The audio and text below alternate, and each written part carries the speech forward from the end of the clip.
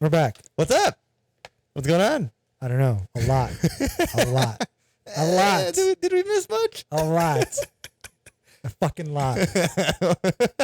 I don't know why you have to coach. There's no need to coach. There's like 1,000 million coaches out there. Tell them to coach for you. Like, come on. Do you really need a coach? Yeah, I've been busy, man. I've been busy. Why do you need a coach? And people request me, man. What can I say? It's hard. It's hard to say no to a lot of people. As much as I sometimes want to, but I just can't. It's just not in me to really say no when it comes to coaching stuff related. And Clearly. it's what I do. It's what I do. So what? We missed everything. We missed a lot. We're going to catch up. We're going to try to I don't remember. throw it all in there at once. We missed the fucking horrible game from Man U. That's probably why I didn't really want to do any of it. I don't even want to hear it. But then we get into the what just happened yesterday, Mexico, USA. Apparently Messi's going to get Ballon d'Or. Oh, yeah, there's that rumor. What else? A lot, dude. I think Champions League, I think, was I think the second game of Champions League. Not sorry, the second round of Champions League started. Let's just start with Mexico, USA. Yeah, I mean that's was kind of the most recent thing we can remember. Let me start off with it. Go for it. I watched it. We watched it yesterday. I think USA has Mexico's number as of now. Yeah. Let me say my two cents, or let me just fucking say it. Watching the game, like I said yesterday, I was like, look, they were all over them. They were pressing high. Their line was high. They were literally all over them. That Mexico could not adjust.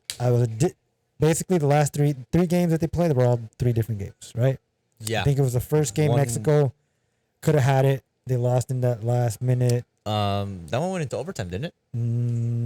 Was it overtime? I think it was overtime it went into, and then it just kind of went back and forth. Yeah, I think I think it was overtime. And then the Gold Cup was horrible. That one goal I think it was, and then this game. Yeah. The best one was the Nations League one. That was the one that went back. That was one a little bit back and forth, but Mexico had they were more dominant. Yeah. So what I'm trying to say is that after watching this game, as much as you don't like Berhalter, I don't think it defines that he's legit taking over this rivalry. I just think the players. Oh no, the players take it. I think the players. I think the players obviously. To have 3 games against Mexico, USA, Mexico, it's been like we haven't seen that in a long time since probably we were younger. It's been a long time. Yeah. And to have them in 2 tournaments and then obviously the qualifying, there's a new era. It's a new rivalry. Right now, I just think USA has their number, but they have it in a way where it was like at first it was sketchy. Yeah. It was like, it looked like Mexico still had them, but they came out with a random win, right? They came out with the surprise type win. Yeah. I think this win yesterday was more, in my opinion, they took over. They won the game. They handled the game they needed to. They could have had so many chances.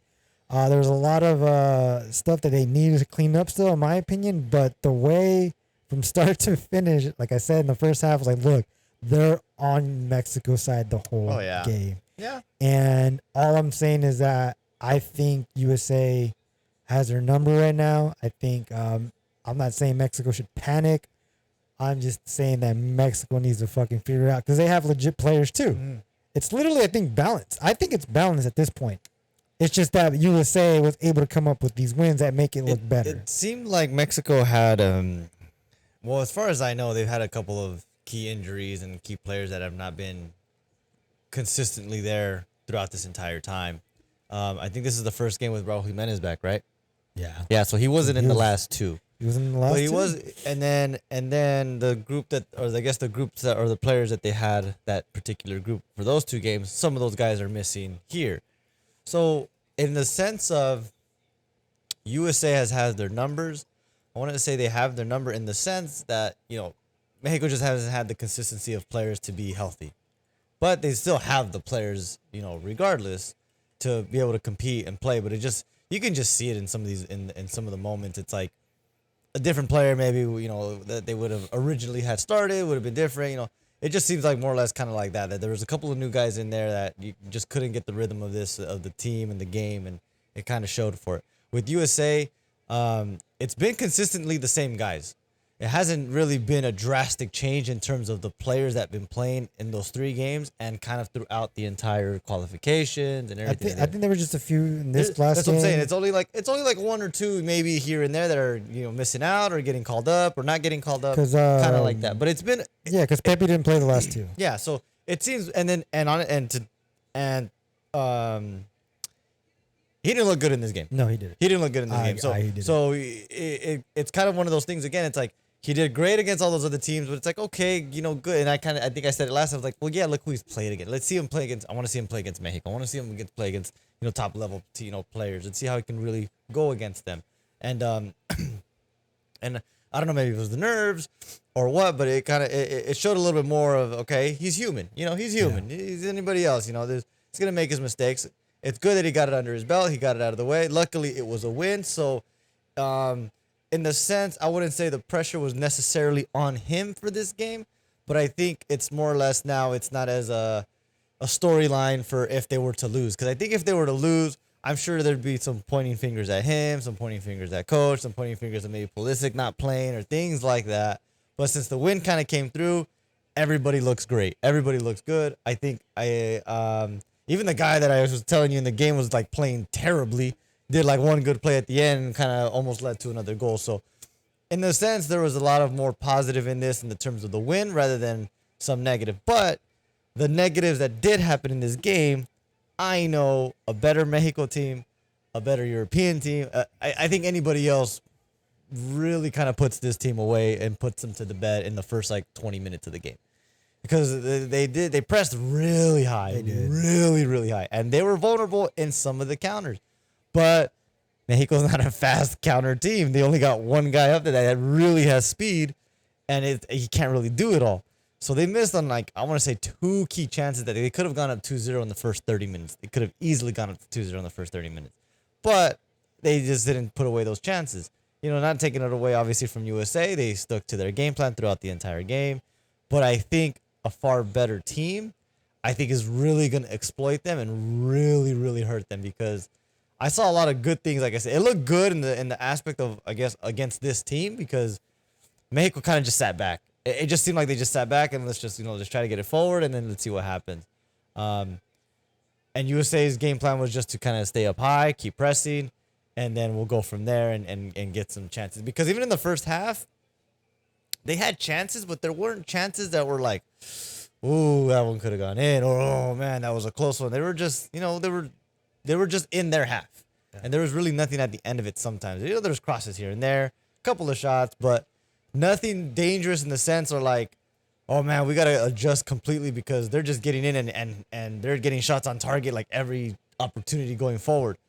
There wasn't too much of that. In the second half, there was more of it. There was a little bit more of it, and I think just Mexico was just kind of getting worn down throughout the game just because of the speed and aggressiveness that USA had, which is good, which is what I like to see. It's just now it's like, okay, you kind of went against a team that kind of just sat back. So in a way, you're allowed to do that. You should be doing that, especially against a slower team. You should just be kind of going at them, because they're not really going to get you coming back.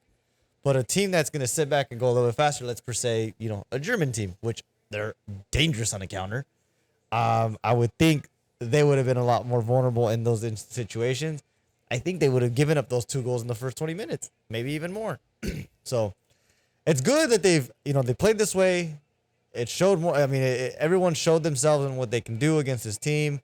Is it an impressive win? It's a good win. I'm not too impressed by it. I mean, I like what I saw. I still think that first game, I think, was more of the first. I think the Nations League, the one that went back and forth. I think that was the real aspect of, okay, who's got the stronger team and who's going to be a little bit more consistent. And I think right now USA, I want to say at least, is on the consistent side of that. At least throughout. They kind of fell off just a little bit. Everybody got a little bit of a scare. Everybody thought the coach was going to get fired in like the first 3 qualification games because I think they lost 1 and tied 2, and it was just looking bad. And then they just picked it up ever since then. So as long as they can keep this consistency, and if they can really try to go play against they're still qualified. There's like what, 7 more games left. I think there's like 7. Well, yeah, this games. was the whole first half of the games. Yeah.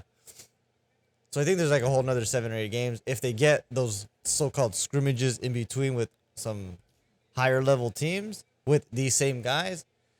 Then maybe, but I don't think that's even gonna happen because World Cup is already coming around next week or next year. Next fall. Yeah, so we'll see. I mean, it's just now being consistent and keeping these guys healthy in the sense. I mean, there's a couple guys there that it's like, okay, they didn't have a good one this one.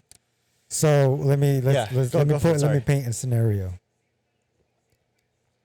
3 wins against Mexico is still huge, no matter how they got it. Yeah, I think within the time frame, yes. No matter how they got it, no matter how it looks, how easy it didn't look, it just they have on paper 3 wins against Mexico in 1 year. Oh yeah. And I think we said it. I think it's the first time ever to see that. Do you think they can do the 4th in Mexico, or do you think by that I don't know? It's in March. It's in March. Do you think Mexico will really clean it up? Have at least better players healthy, hopefully, because during March, before March, all their league play. I guess what I'm trying to ask is, if they win 4, you have to just give it to USA and say, okay, they passed Mexico.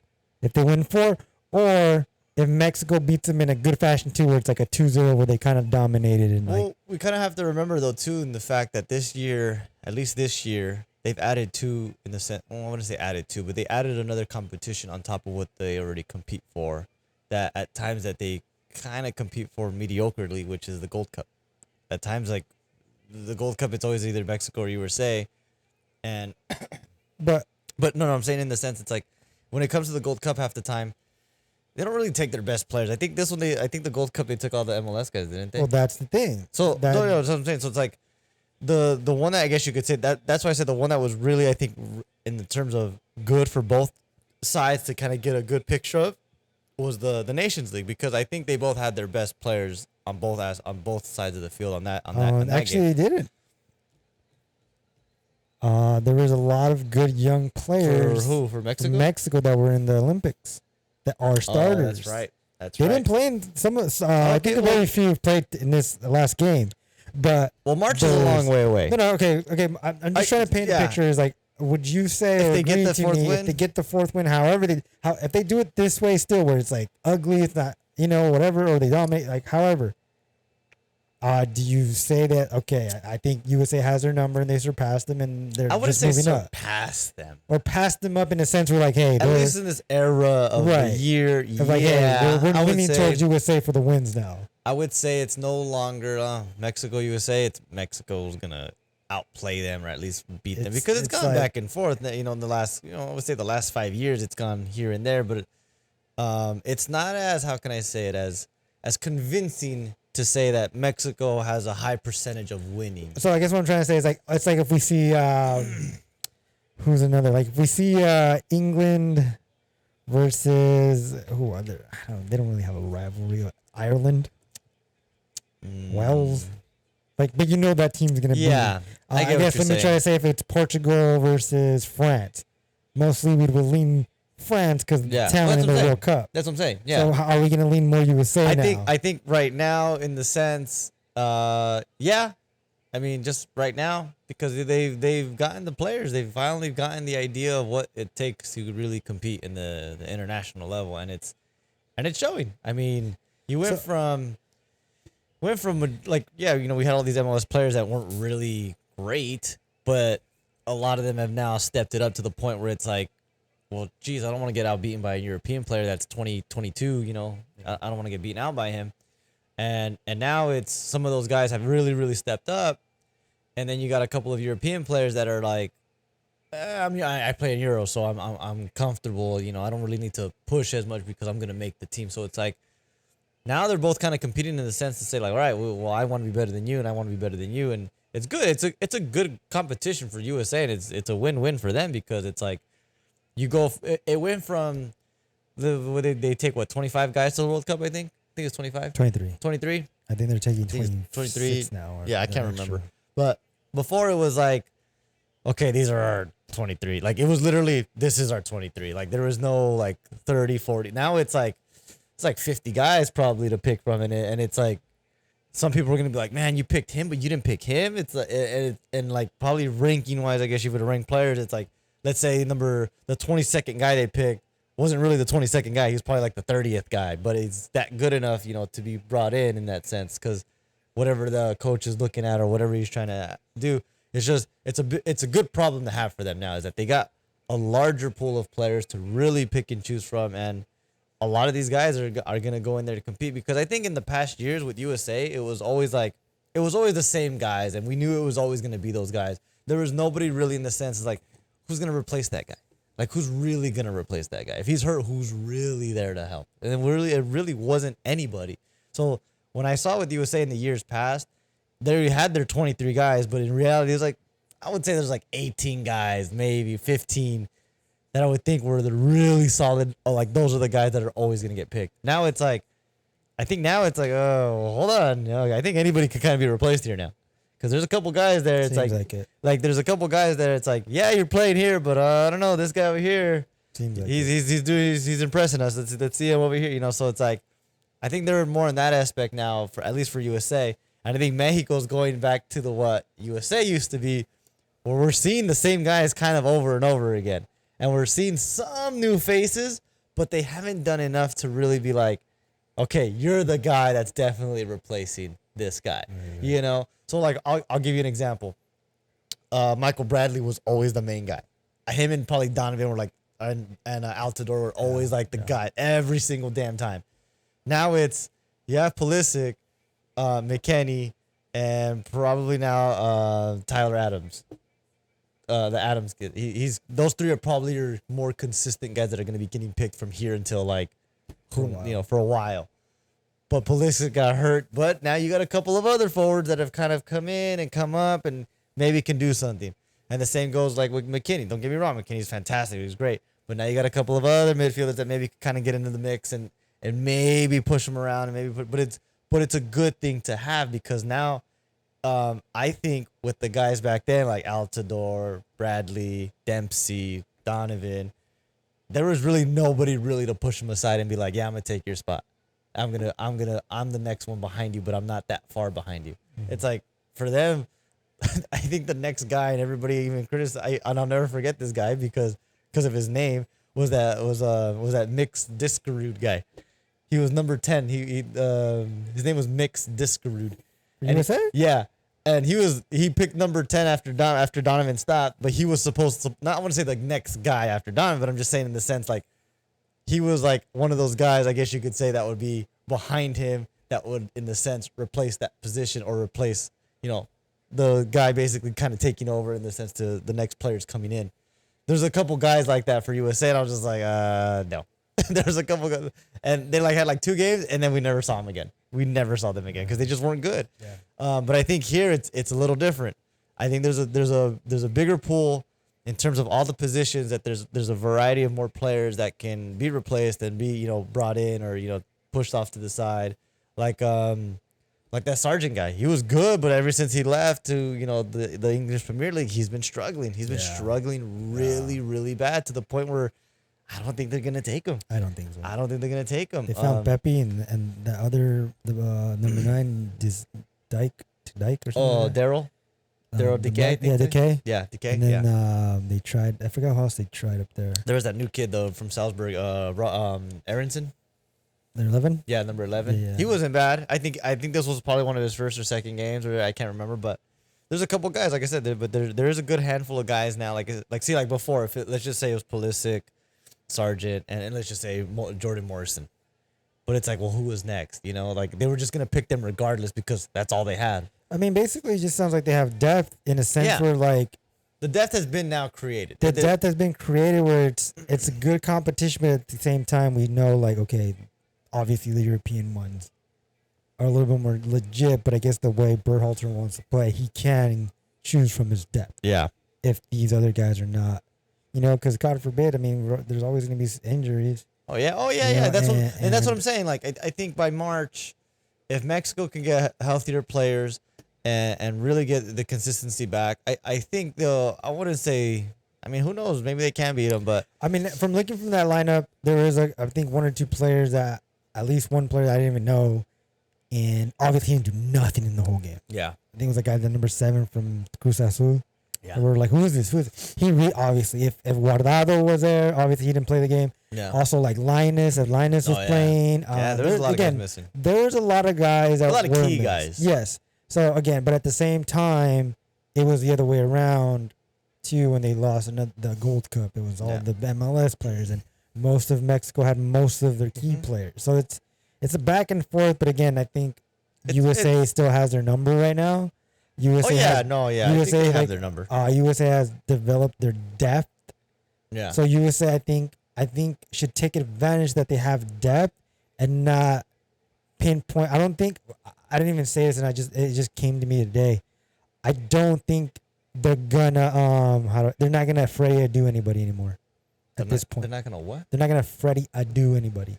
Oh, Meaning like, you know how it's just like, he's the guy. Yeah. I know how they try to make Pulisic. They now, almost did that to him. So now I think it's like, I think there's enough players that people understand. Like, hey, they're not glorifying him. We can't just rely on Donovan. They did. Yeah. We can't just like Donovan's not just the face. Like as much as they're gonna say Christian Pulisic's the face, technically I don't see it. Mm-mm. I think this team is developing the depth and players that I think these players want. I think these players want that. I think these players that play in Europe and they come back to each other, I think they're understanding like, hey, we're coming from fucking football that's legit.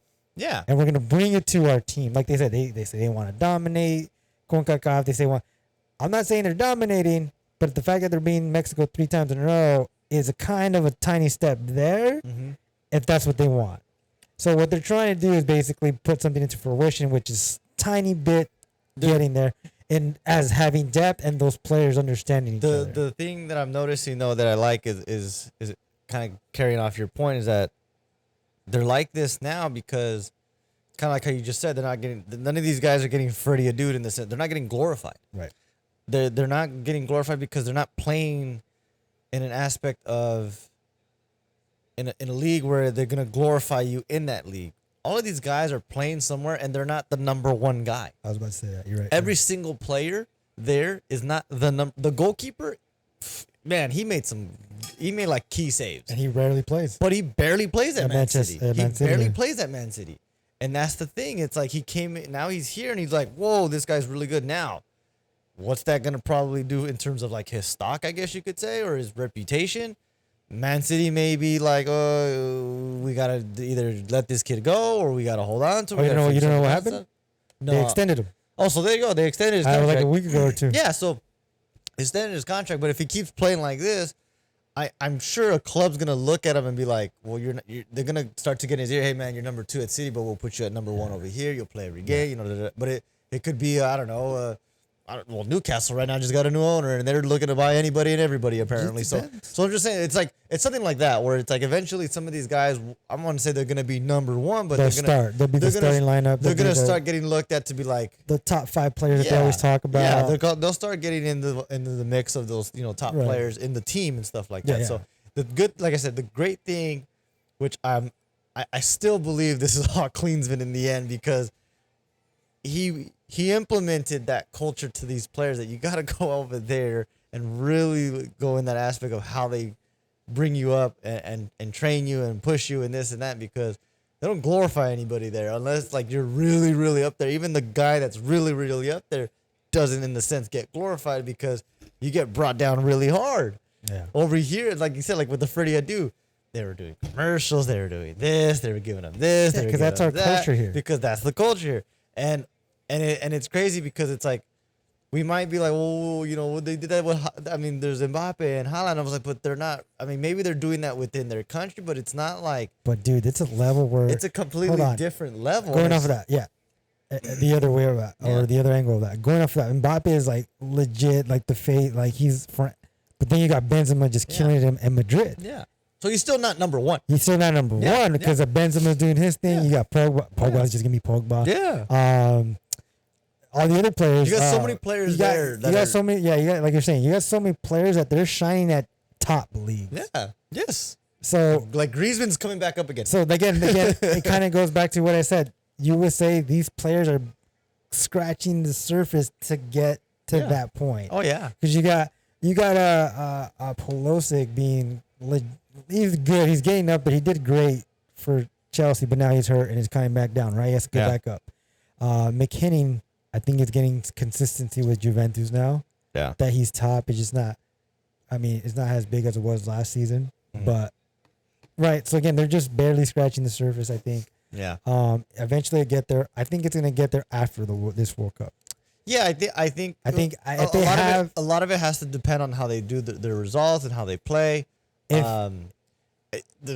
And obviously they're drawing. Who are they gonna get? You know, like the I have team. a they feeling end they're up- gonna get like a good tough team. I would like hope. one good Well, this is what I France, England, Portugal, or Germany. I feel like one of those four they're gonna get. I hope they kind of get into a good group and really test themselves early on. So when they get into, I guess you could say, the playoff round or whatever, if they could get through the group, you know, then that can really go about it. But if it's like, because you got to remember too, it's like if let's say they get out of the group and they lose in the first round, did we really gain anything in the end?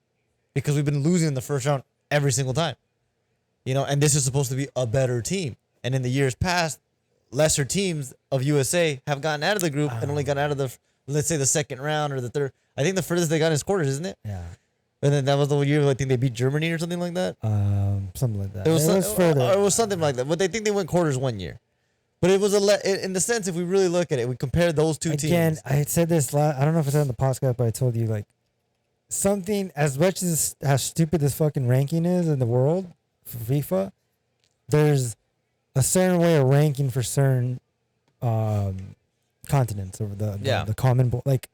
If you get a certain ranking, you're gonna get mostly stuck with this type of group in the World Cup. And I forgot someone was explaining that, and he was explaining to details that sometimes, in some ways, if you're like a Portugal, or if you're like England, if you're ranked out of top 10, it benefits you in the World Cup Yeah. to the grouping of how they pick it, Yeah. because there's pots, right?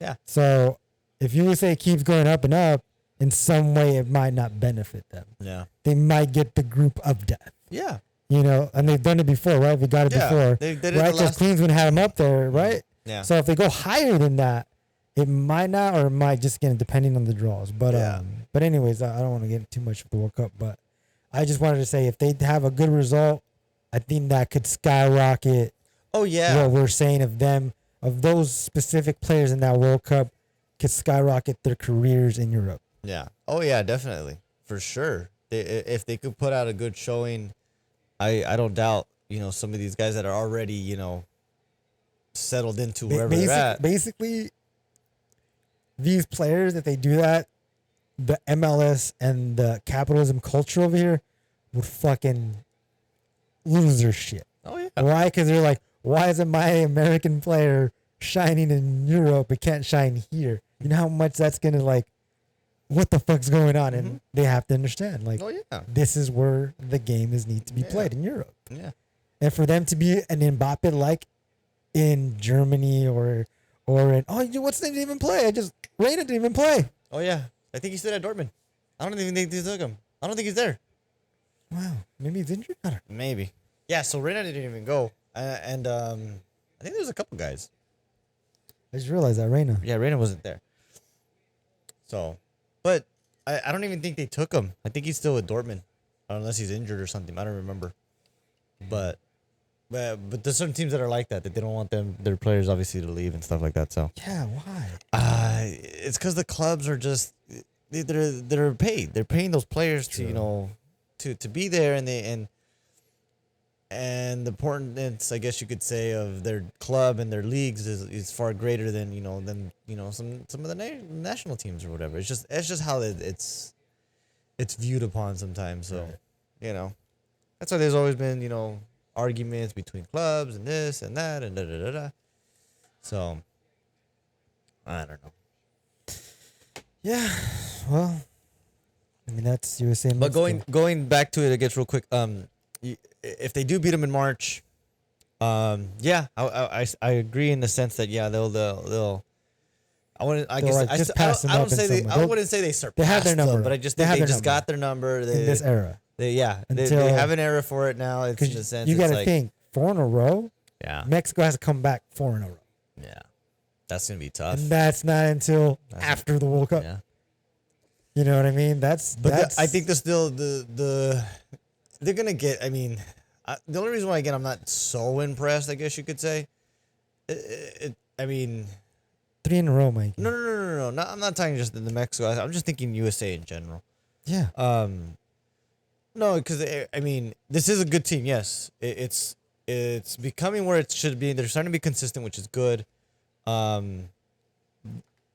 don't think there was a doubt that they were going to get out of the group, especially with this team. I mean, they had to do something tremendously terrible, or just put players that don't play in their positions, and in order for them to not get out of this group. So they should get. I think they should get out of the group comfortably, like any other year, aside from the year that they didn't get out of the group. At least this one. For me, it's going to be where do they end up with in the World Cup with the group that they have, and how they end up getting out of it and how far they go. If they get out second place, like just skating by on the last game against, I don't know, Angola, who got into the World Cup, or Qatar, if they match up with them somehow, and then get knocked out in the first round by, I don't know, Albania. It's like, or Algeria, I mean, it's like, did we really improve? Did we really get any better? It's like that's for me. It's like, okay, if they get out of the group, but they like dominated the group, and they get the first, let's say they get Spain in the first round and they beat Spain, then I'll be like, okay, I'm impressed. I agree. Like, this is the team. They're in the right direction. I'll praise the coach. I will praise the coach. Heard that, because he didn't like him. I hate this guy. I will praise the coach if that happens. I want them to get out of the group, regardless of whatever group it is. At least if it's a real strong group, if they could get out of that group, I want to say comfortably, but how do I say this? Positively in no sense. Great. And then whoever they line up in the first round, I want them to get like a very difficult team, like a Denmark or a Switzerland or a Portugal or a Spain. Like, I want to see them go against that team in the first one, because if they could get past that in the first one, I don't doubt them going further, go down the road, at least in that aspect. You know where the bar is at, though. What do you mean? To be impressed for the World Cup results. I would say the semis. The final. Because they made it to the semis in the first World Cup. But come on, man. I'm just saying, it's record. It's on there. That was like 1,000 years ago. People don't forget. People don't forget. I think only 8 teams went to that World Cup. People don't forget, man. Did you know that, right? Yeah, no. I know they went to the When I first figured out, it was like almost 10 years ago. It was against England, right? I think, I was like, or Uruguay, I can't remember. I was like, USA made it to the semifinals in the World Cup? Yeah. I was like, wait, what? No, the finals, right? Was it the semi? I thought they went to the final. Check it right now. 1930. The first World Cup. I shit you not. I want to say it was the semifinals. Yeah. Right? Yeah. Let me check. Oh, I thought you had it up already. No. But I think if they reach to a semifinal at this era, this time, 1930 World Cup. I could have sworn they were in the final for that. Was it the final? I think it was the final. I thought it was a semi. I want to say it's a semi. No, it was. It was the semis. Right? Yeah, they lost 6-1 to Argentina. There you go. And then Yugoslavia and Uruguay were 6-1. Yugoslavia. Come on, man. Come on. Just saying. Jeez, let's see if they show who else was in this. I want to see who was in this. How many teams? Does it say how many brackets? Teams? It wasn't 32 for sure. It was like 20. Let me see if it maybe shows. I think it was like probably 16. No. There's up to D, and it was 3. There was only one group of 4. So Argentina, Chile, France, Mexico was Group A. Group B was Yugoslavia, Brazil, Bolivia. Group C was Uruguay, Romania, Peru, and Group D was USA, Paraguay, Belgium. That was it. Wow, they even had it. Wow, here guys, how far can you go? Fucking A. So that's the bar, man. That's how you look at your banners in high school, right? How far did you guys go? We fucking made it to semis. Until you guys make it to semis, I'm pretty sure how old are these guys right now? 80s, 90s that weren't in that team? They're in their 80s? I think they're gone dead now, man. They gotta be dead. They're over here like, hey, we're still chilling. Like, let us know when you make it past the semifinals. 1930s. Yeah, maybe 80s now. They're probably 80. I would think they'd be 80 or 90. Those guys were at least in their 20s when they were playing. Oh, they gotta be. 20, Yeah, they gotta be done then. I would think a lot of them passed. They had to be. Yeah, they got. I think a lot of them passed. And all of them are still comfortably saying, "Hey, until you guys pass us, you ain't got shit on us." Yeah, basically. We literally stamped the World Cup. Like we real. said, this is the first World Cup. This is how we're doing it. We had no fucking league. Yeah, for me, I think it would be surpassing a. If they get quarters, that's a big deal. If they get they're ranked top 10 now, right? USA.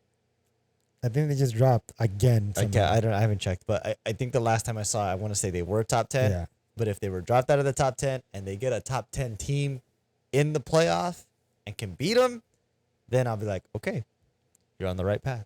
I want to see them go against Argentina. I want to see them go against Brazil. I want to see them go against Italy, who was on a tremendous run. I want to see them go against Spain, who Spain is kind of getting back on their old forms again. So it's getting there. It's slowly getting there for Spain. But like I said, I think the Spain. I was going to ask this question now that it came up. Is there a team like we felt when we were watching Brazil? Like, hey, no, like, can we think of a country right now? We're like, whoa, that's the country we need to watch out. They've been winning. Besides Italy, that just happened, but Italy wasn't winning in a dominant fashion. They were just winning in the Italy way. Because Brazil was winning in dominant fashion, right? Brazil was like. Is there no real country right now that we can think of because I feel like almost everybody can beat each other still now. Yeah, no, there's no team right now that I can think of that's like. Because when you heard Brazil, you heard of like they were a powerhouse, right? Because Brazil right now is obviously they made it to the World Cup. They clinched already. But the Brazil in the late 90s and early 2000s there's nothing like it. There's nothing like that. I still think they're better than the Spain team. Anybody's close to. Who would you pick? I pick Brazil. Against that Spain team that won the World Cup, I pick Brazil. Anybody. Or at least that era. No, I pick Brazil. Yeah. I mean, don't get me wrong. Spain had their form of playing that era with no number 9. But Brazil. You're talking every single position was Ballon d'Or winner type. You talk about a team that was playing in a form of a culture that they have. They played in a form of dance. They fucking played in the form of a culture that they have, like a form of dance. Right, but also they played with like. If I asked them and said, "Did you just hear what your coach said?" Nah, we just playing. We love the game. They played with it was effortlessly. It was just effortless. Like it was just like, no, you can't teach this. This was literally a God-given team that just came into sync and fucking knew what every player was doing. I wish people that are like, because just how it is now, how everybody's like, I'm not saying they weren't into soccer back then, but I'm just saying in the sense of how much it's shown now. I wish people that are into it now can go back and just see that era of Brazil. Oh my Lord!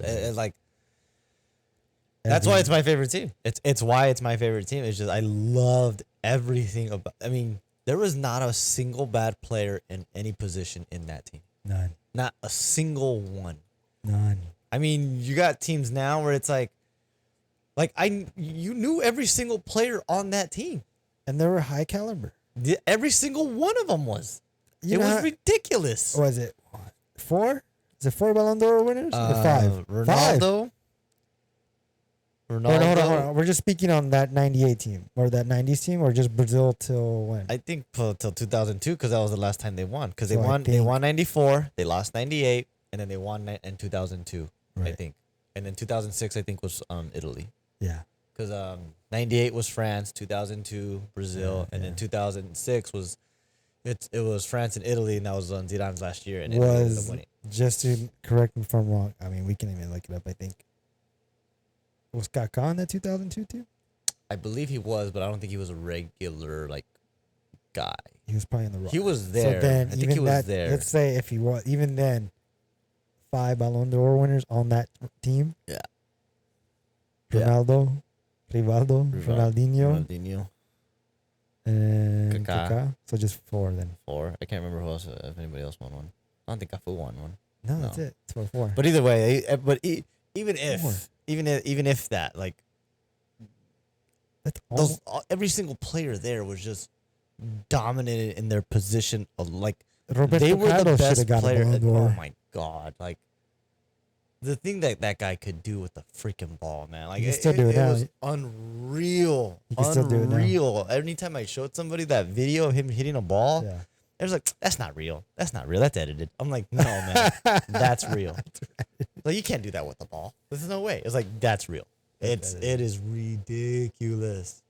Just, oh, I love that team so much. Yeah. It was just by far my favorite team. Just Tafarel, Cafu, Zé Roberto, Denilson. Fucking A. So yeah, we can't think of any one. No, team there's right there, now, I don't right? think there's a team like that now. Not going off. Okay, just on top of your head, not Yeah. going off the rankings. What world team do you think is your top 5? Meaning, like, in a sense, we're like consistency, play. Okay, I think they can go pretty far again. Like right now? in the tournament. Going now and leading into the World Cup. Right now, That you all right? I'm putting it this way: pick your top 5 that you think from right now going into the World Cup. You're like, okay, I'm confident in these teams that can go pretty far.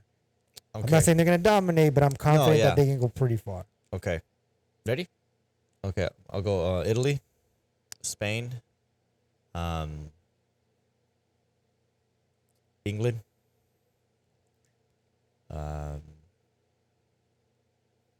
France,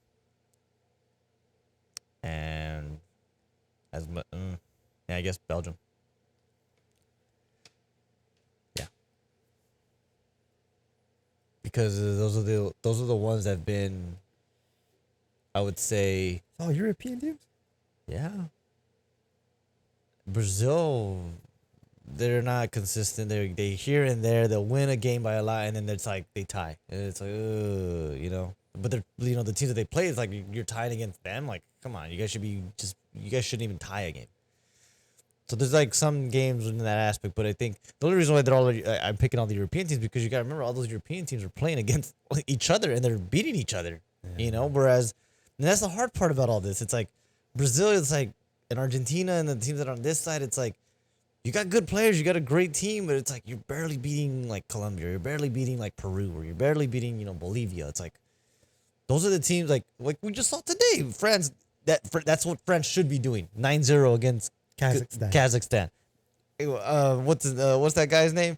Borat's goddamn country. Kazakhstan. Like that's what you should be doing to those teams, you know. And then Germany did the other day, 8-0, I think, to Romania. I can't remember. But it's like that's what I'm saying. It's like there's the teams that are they're in Europe or whatever, but they're very low teams. You're the top team, top 2, top 5 team. You should be beating a team 8-0, 9. That's what you should be doing. Like that should not be a surprise.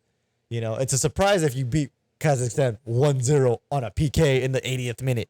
Like that's a surprise. Like what is going on? Like that should not be happening. But that's what happening a lot to Brazil. Is like there's some of these teams that are okay, you know, but you got a lot of quality players that you should be like. That's what I'm saying. Like the Brazil in the late 90s, they were doing that to those teams. They'd show up to like you knew they were gonna win 4-0 in the first half. You just knew it.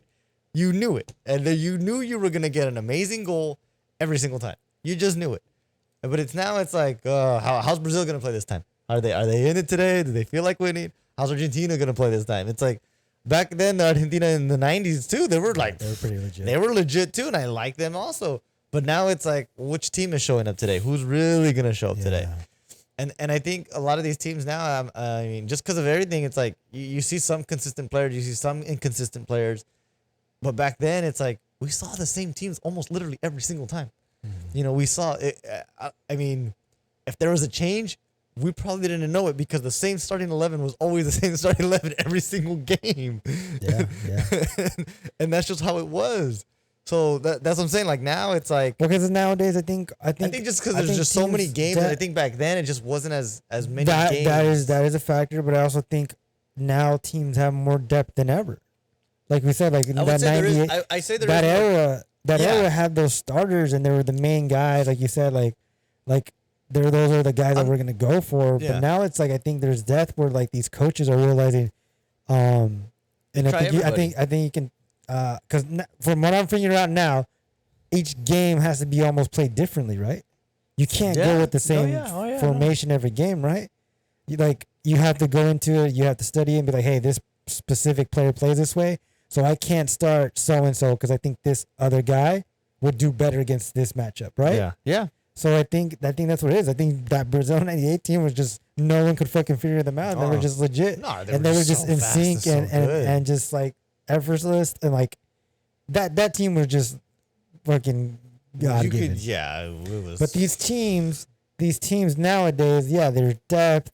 There's so much going on with them, emotion. Like, hey, I'm not really getting good today. Yeah. This is good. Like, no, like, you know what I mean? Yeah, no, I know, and that's what I'm saying. I think the Brazilian team back then was. Oh, I'm sorry. Cut it off.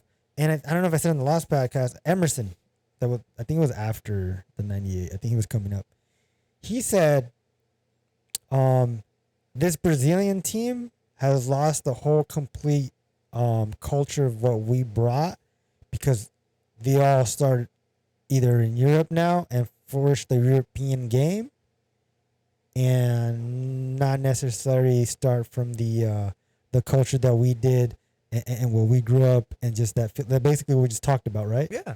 So Well, he's that's what I'm saying saying. he's saying Yeah. that obviously this new era is not anywhere near what we've done, but it is what it is. It's their time. This is how they're gonna play. This is why they're the way they are. Yeah. They all play in Europe. They all are used to accustomed to that game that you don't see how Ronaldinho play, where it was just like I do what I want, I juke and this. Now they groom into the system at a young age where the Europeans like, hey, you got a tactic, you got I to pass, you got can't- this. I mean, That's what he was explaining. I didn't see that whole No, podcast, I know, but that's but what he was explaining in some I sense. mean, I don't think I could fully agree on that, but I kind of get where he's coming from in the sense because I think there was always a style in that aspect, but I don't think it was. How do I put this? It wasn't. I was asking you, how come I don't see that anymore? Because you're saying these coaches don't care for it. They don't No, want that. no. Like, yeah. It's not. No, I'm going in the sense of in the time frame of what it was in like when the late '90s and things like that. There was that aspect of a style to play and this and that, but it wasn't as I don't like to use the word glorified, but it wasn't as spotlighted as much as it is now. Because then it was, every country. I still think back then it was mostly nationalities in the sense of being spotlit, in terms of their teams and their formations and things like that, as opposed to the clubs. Yes, the clubs were there, but I still don't think the clubs were as showcased as much as it is now. Because when we used to watch, at least from what I remember, I don't really remember watching Inter Milan that much or, Manchester United. I remember watching Brazil. I remember watching Mexico. I remember watching France. I remember watching the the national team aspect and the club Right, because aspect. that was the only Because that was the only way we could really watch, and that's what I'm saying. was- So I think that's why back then it was so culturalized in the sense of the nation. That's their style. That's the Brazilian style. That's the Dutch style. That's the Italian style. That's the German style. But now it's more like, that's that's the league style. Well, look, think in a about sense. think about what you're saying. Think about what you're saying. Yeah. What we saw, we have players that we watch are our age right now or younger. Yeah. So think about what they were watching, Yeah, no, yeah, right? yeah. So they were just watching the Brazil team, like you said. That's the stuff. So now that we're younger and that we're growing up to see these type of games, I think that's what maybe Emerson was trying to implement and say is like, well, they're able to see what they're seeing now with all these new leagues and all these channels are showing everything. That once they get there, they're understanding what kind of play it is because they're not so just stuck with the Brazil team, national team culture and like, hey, I see this 98% of it on TV as opposed to everything now. Yeah. Well, so that's what I guess you could say. It's like, in the sense of how I was saying it, like this is the way Spain plays, or this way it's kind of like that now, but it became more of like, in reality, in all honesty, Barcelona changed that whole mindset of how to play the sport. They changed that completely because then everybody wants to start doing that. Well, that's the which is thing. fine. There's nothing wrong with it. But there's other countries, obviously, that still stick to what they do, and there's still, those clubs that still do what they do. But I just still think back then, because all these Brazilian players, they weren't all necessarily playing in Brazil. Yeah, some of them, they started in Brazil, and then they moved on to, somewhere in Europe, and then they played that style in Europe.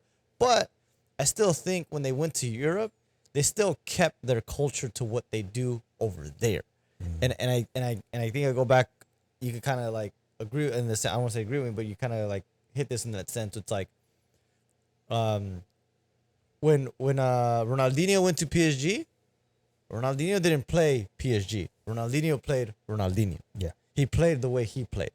And we saw the one that we saw that I guess the best example of understanding that is with Neymar.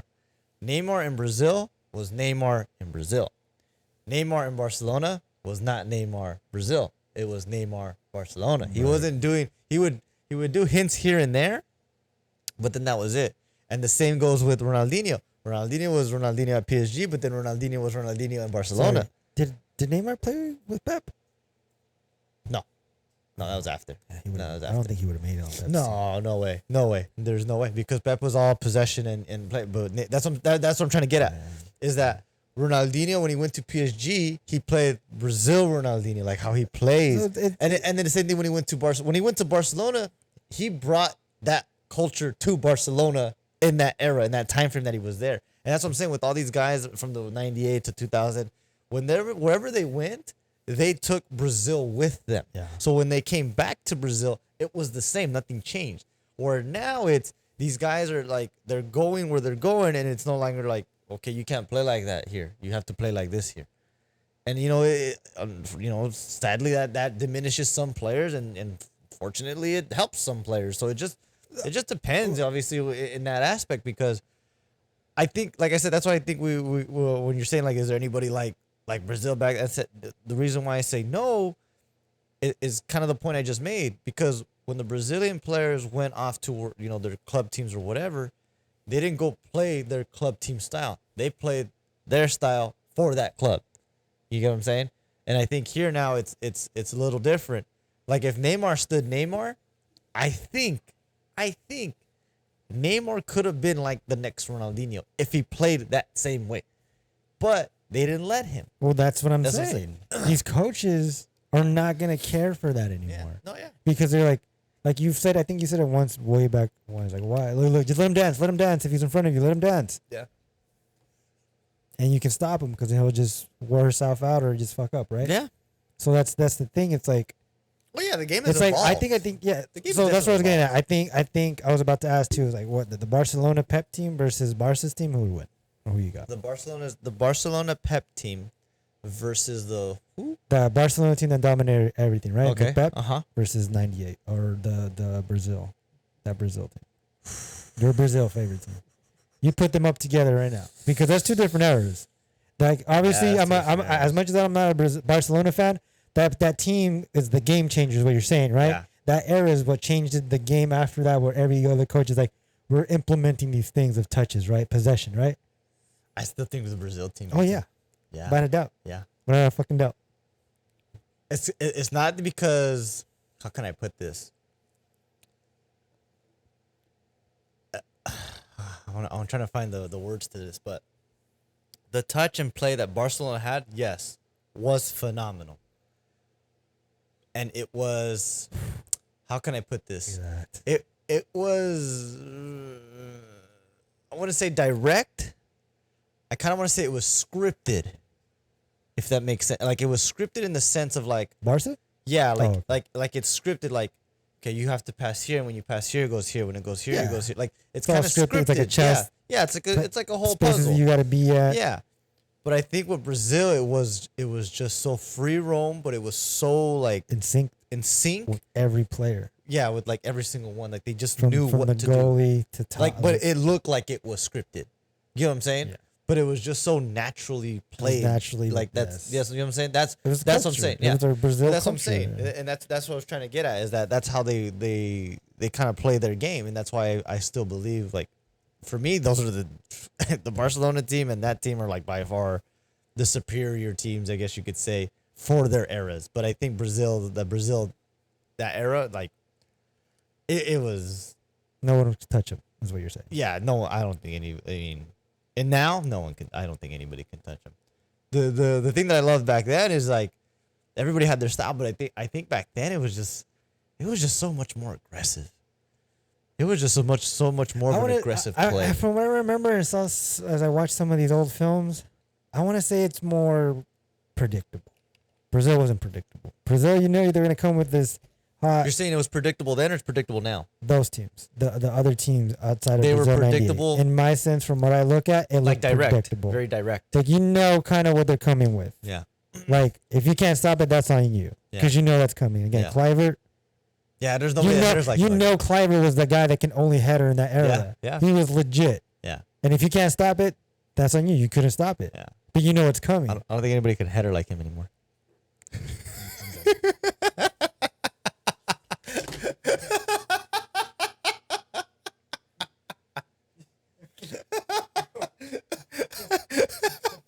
I know. I just had to say that. I had to throw that in there. You're shitting me right now. I don't know, man. I just saw your boy miss a header. I just saw Cliver hit a beautiful header. Your boy just missed a header today. Are you fucking was it kidding today? me? Was it today? Thursday. Thursday? He missed a good header. Did you not just see? We were just watching it right now. Ronaldo. He missed a header. You talking about this one, Brazil? No. Portugal. We were watching it. We were just looking at it right now. We were just watching the highlights of it. Oh yeah. Sorry. He we missed did. a beautiful header. He could have. Yeah, Rosando Poste. Yeah, he missed it. I don't know. Cliver would have missed, man. But I get what you're saying. But yeah, I mean, do you agree or not? Yeah. I mean, Oh, yeah, from looking back at the yeah. teams, like that's Mexico. Oh yeah. That's Colombia, how they're gonna play with Pibe. Yeah. But Brazil was just like, yeah, we knew that, but we didn't know they were gonna come at all fucking angles with all this shit, right? Yeah, because it's like you just said. Cliver was just the headers, whatever. But Dennis Bergkamp would just be the fucking game changer. The striker that just knew how to find the goal. But with Brazil, it was like fuck Ronaldinho. and it's like on a free kick. Jeez, who's gonna take it? Ronaldinho or Roberto Carlos or even Rivaldo or like who? Like either one of them has a high percentage of making it. Like, Jesus, dude. And that speed, man. Fucking Ronaldo. There's no one like him, dude. I wish I'll still never forget it. I think they said it. Somebody said in an interview when he was at Madrid. He goes, "If this guy actually trained and took it seriously, like Cristiano, he would be the first with 5 Ballon d'Ors. Oh yeah. Maybe 6, 7. Yeah. But they say he went to training like he's just there to have fun. He's basically Movie Miles. Yeah, he was there. He's a God-given talent. That's again. That's like the culture of these players. I'm sure Neymar's similar to that. Robinho was like that. They said that's why he didn't want to stay in Manchester City. Well, that's what happened to Adriano too. Adriano he finally years later he said it was also a mental issue. He couldn't handle certain things, but it is what it is. Yeah. But the Brazilian culture is like I just want to have fun, and that's how the game. That's how their game is. Yeah. That's why Emerson is explaining that some of these players. I was going back to what Emerson was saying. You have a Jesus. Yeah. That I don't think is that great of a player. Yeah. To start all Brazil's games. Because he's not that. He comes from a certain style right now that it's tactical with Pep. Yeah. Right. So I guess all I'm saying is like back in the day is just like these Brazilians were just fucking gods. Oh yeah. Like it was just something like if you beat Brazil, that was a fucking highlight of the other team's career. Oh yeah. And it happened very few times, right? Oh yeah. Mm-hmm. I think Mexico was able to beat him in the '97 Confederations Cup. I think so, yeah. And we were just like, holy shit. I remember that. That was the one we didn't get to watch because they weren't televised. No. They didn't televise it. We were listening to it on the radio. I remember. That's how old we are. We were listening to it on the radio. I remember because that was the game that went 4-3, and they scored literally like back-to-back goals in like the last 10 minutes. It was like Brazil scored, then Mexico scored, and then Brazil scored, and then Mexico scored. I think the final was 4-3, and it was the Confederations Cup. I didn't know what it was, but I just remember hearing the radio and just like goal. No, it was 99. I don't remember what year it was. I'm looking it up. But I just remember it was just back and forth, and yeah, I think Mexico did beat them. I was like, wow, that was. because Rafa Marquez said that was his favorite win ever. They asked. Oh yeah, because that was that whole team was still stacked with Brazil. It wasn't a team that was like, oh, they aged out, none of these guys are going to come back again. That was a stacked team. That was a very stacked team. Because right after the 2098 they lost, so they dominated that. I think I guess you could say they were dominant in the sense of like how Spain was, because they won in '94 with a very good team. and then in '98 they lost in the final, and then they go and win in 2002, and they were pretty much dominant in those like 6 years in the sense. Who, Brazil, right? Yeah, yeah. They were so. I just think the competition that they had against them was really tough because credit to France. I mean, they had a good team too. You know, those years, and then Germany was probably one of those other teams that was up there as well. So yeah, it was. Oh yeah, 99. 99. It was literally after World 98. Yeah, I don't remember seeing this game, but I remember we were hearing it on the I thought radio. we did. I remember it mostly from the radio. Cause I'll never forget it. I remember the radio because I just remember the announcer. cause I know we would watch the game. Yeah, cause it was in Mexico. Yeah. Yeah, we watched this because it was in Galavisión. Oh, I remember hearing the radio. I think this is what we did. We were watching it, but we didn't like this announcer. That we liked the radio announcer. Oh, probably Because we did that with one of the tournaments. Remember? Oh yeah. We had the radio announcer because he was better. He was like, Tiro de esquina. Yeah. Tiro de esquina. He had his little snippets. Yeah. We were sound bites. Yeah. So we were listening to him because like the announcers were whack. Yeah. Because like we didn't get to realize who Andres Canton was until later. Dude, but this was the game. Oh yeah. And that was not offsides. Oh, if they had VAR, that would have been 2-0 already. Oh, They're up 1-0. And Dida was the goalkeeper. That was like his first year being the goalkeeper. fucking Cuauhtemoc. Cuauhtemoc. Fucking that guy. Oh. Oh my God, look at that. Jesus, who scored that? I don't know who that is. That Number looks 9, Hermosillo? Hermosillo? I think it was I think Hermosillo. it was. I think that was Hermosillo. I can't tell. No. No, I can't Who tell. is that? I don't remember number 9 at the time. We'll fucking look it up. Wow. Those jerseys. But Pardo was on the team. Ronaldinho was number 7. Ronaldinho, that's when he came up. Buzzed hair. He had the buzzed haircut. Wow. Ronaldinho. No fucking way. El Brody. Oh yeah, El Brody. Fucking Brody. Dude, that's when he took like 5 steps. That's when you could do that back then. Yeah, that's when the goalies can take 5 steps up before he shoots it. And he still missed. If he was taller, fucking Brody. If you were 6 foot, you would have blocked it. Wow, what a comeback. 2-2. That's pass from Ronaldinho to Rivaldo. Yeah, I think so. I don't think Ronaldo played this game, though. I don't think so. That's probably the only player that didn't play. Oh, but it was still a good team. No, I'm just saying. I think that was the only player that probably didn't play this game. Valencia? Was that Valencia? Valencia. Oh, and then 3-2. El Matador was on this team. El Matador. Man. Those are the days. The fucking collared baggy shirts. Jeez. I can't remember. I can't remember number 9 is. He looks familiar. Now I keep looking at him. I got Marquez, see with the pass? You know how high Marquez is? He's a defender. Yeah. Fucking Cuauhtemoc Blanco scoring and he does his little, his Aztec Warrior celebration. Look at that. You have Rafa Marquez making a run up there in the top. Wow. Holy shit. Cuauhtemoc Blanco with the fucking white Atleticas or Concords he had back in the day. Look at that. The Mexican dance. The Mexican dance. Shit, dude. This was the game, right? Yeah. This was it. Look at that. 4-3. Fucking 4-3. What a game, huh? Wow. Holy shit. That's I think that was that Roberto. I think it The was bald too. guy. I think it was too. Fucking Broly, what are you doing? 4-3. On some crazy shit. Yeah. The Azteca. Abundis. It was Abundis. Abundigas? Abundigas. That's what I used to call him. I saw Is that him? Yeah, I think it's The one that scored? I said I saw Abundis. Oh, the goals? Yeah, I showed it at the end. Watch. It goes fast. No. Go. You went too fast. Oh, It's fine. But I think it said Abundis. Number 9, right? Yeah, I think yeah. Abundis. That's why I was like, what is it? I was like, I was thinking of it too. I just couldn't tell. They came up. I remember him now. I used to call him Abundigas. Like Abundigas scored? Yeah, right there. Cepeda and Abundis. I saw. I saw it. God, you're so slow to put that first pause, man. God. It was like the slowest pan away. You're like, Cepeda, Abundis, Abundis Blanco. Blanco. And then Serginho, Cepeda had Roberto, two. and Roni. Roni? I said, there's one that says Roni. And I don't think that's not Ronaldinho. No. Damn. But what a fucking game. yeah, that was crazy. I remember that. Yeah, see, like the 12th minute, 54, 27th, 51st, 61st. Just square it up. Let's see when Brazil scored. 44, 62, and 46. You see, like 44, 46. That's what I'm saying. Remember? And they were scoring so fast. That's what I was like, go, go, go. That's it. I'll tell you. I remember that. It was just like going crazy. Like, damn, how many goals is this game? I couldn't even keep track of what was going on. Oh, those were the games, man. Yeah. Back in the days. This one was brutal. Which was this one? 97. 97? The Yeah, year before the World Cup? before What the was the World goal? What was the score here? It's just 4-0.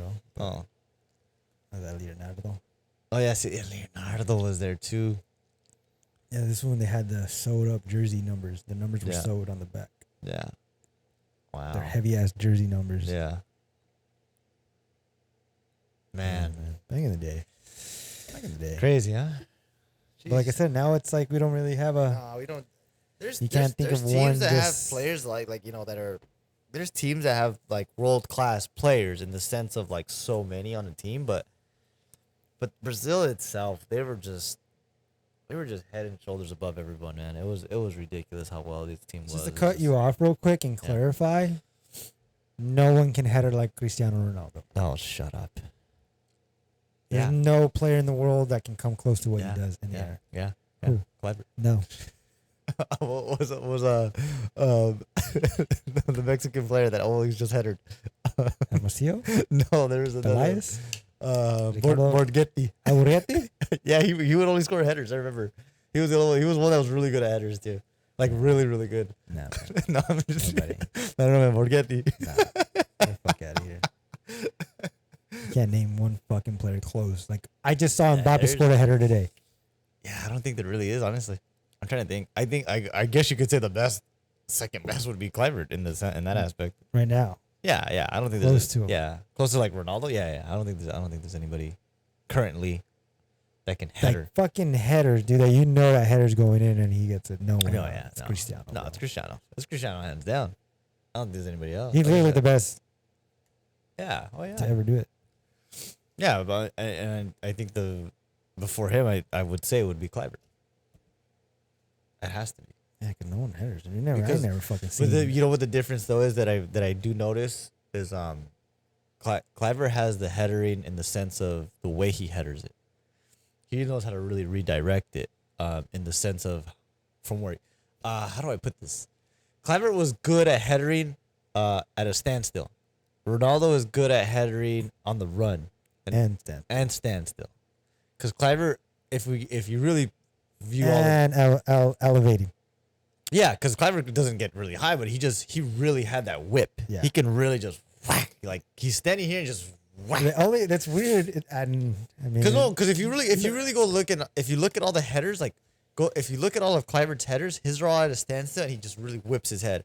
A lot of Ronaldo's he's straight up and kind of just like goes forward into it. You know, the only actual other person that I seen close to Kluivert, and he's not even a professional, Caesar.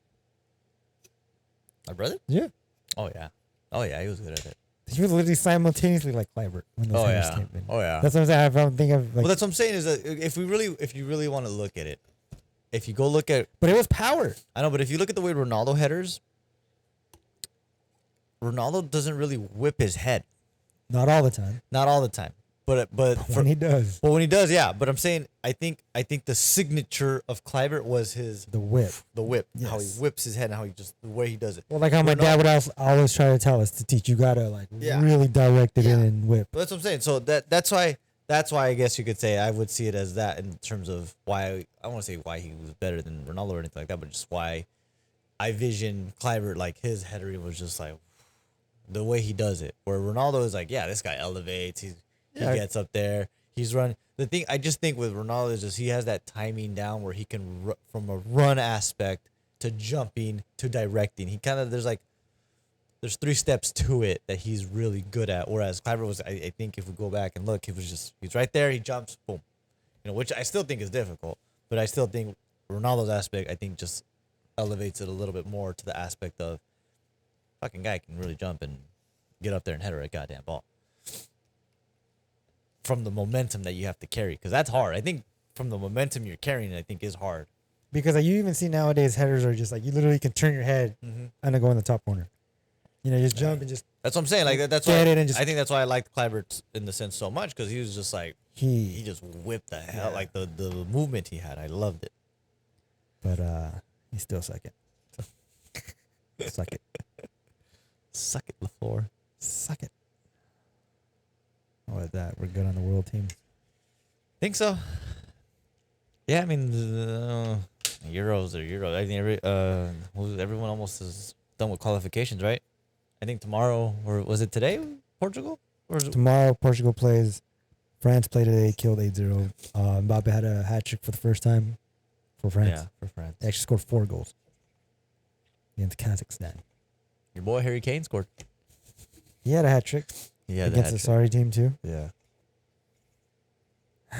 Let's see. When then we after that, it's what club? Back to the Next leagues. week. Back to The the next leagues. week's club next Wednesday, I think. Back to the leagues. So Yeah. should we address the fucking debacle at Man U?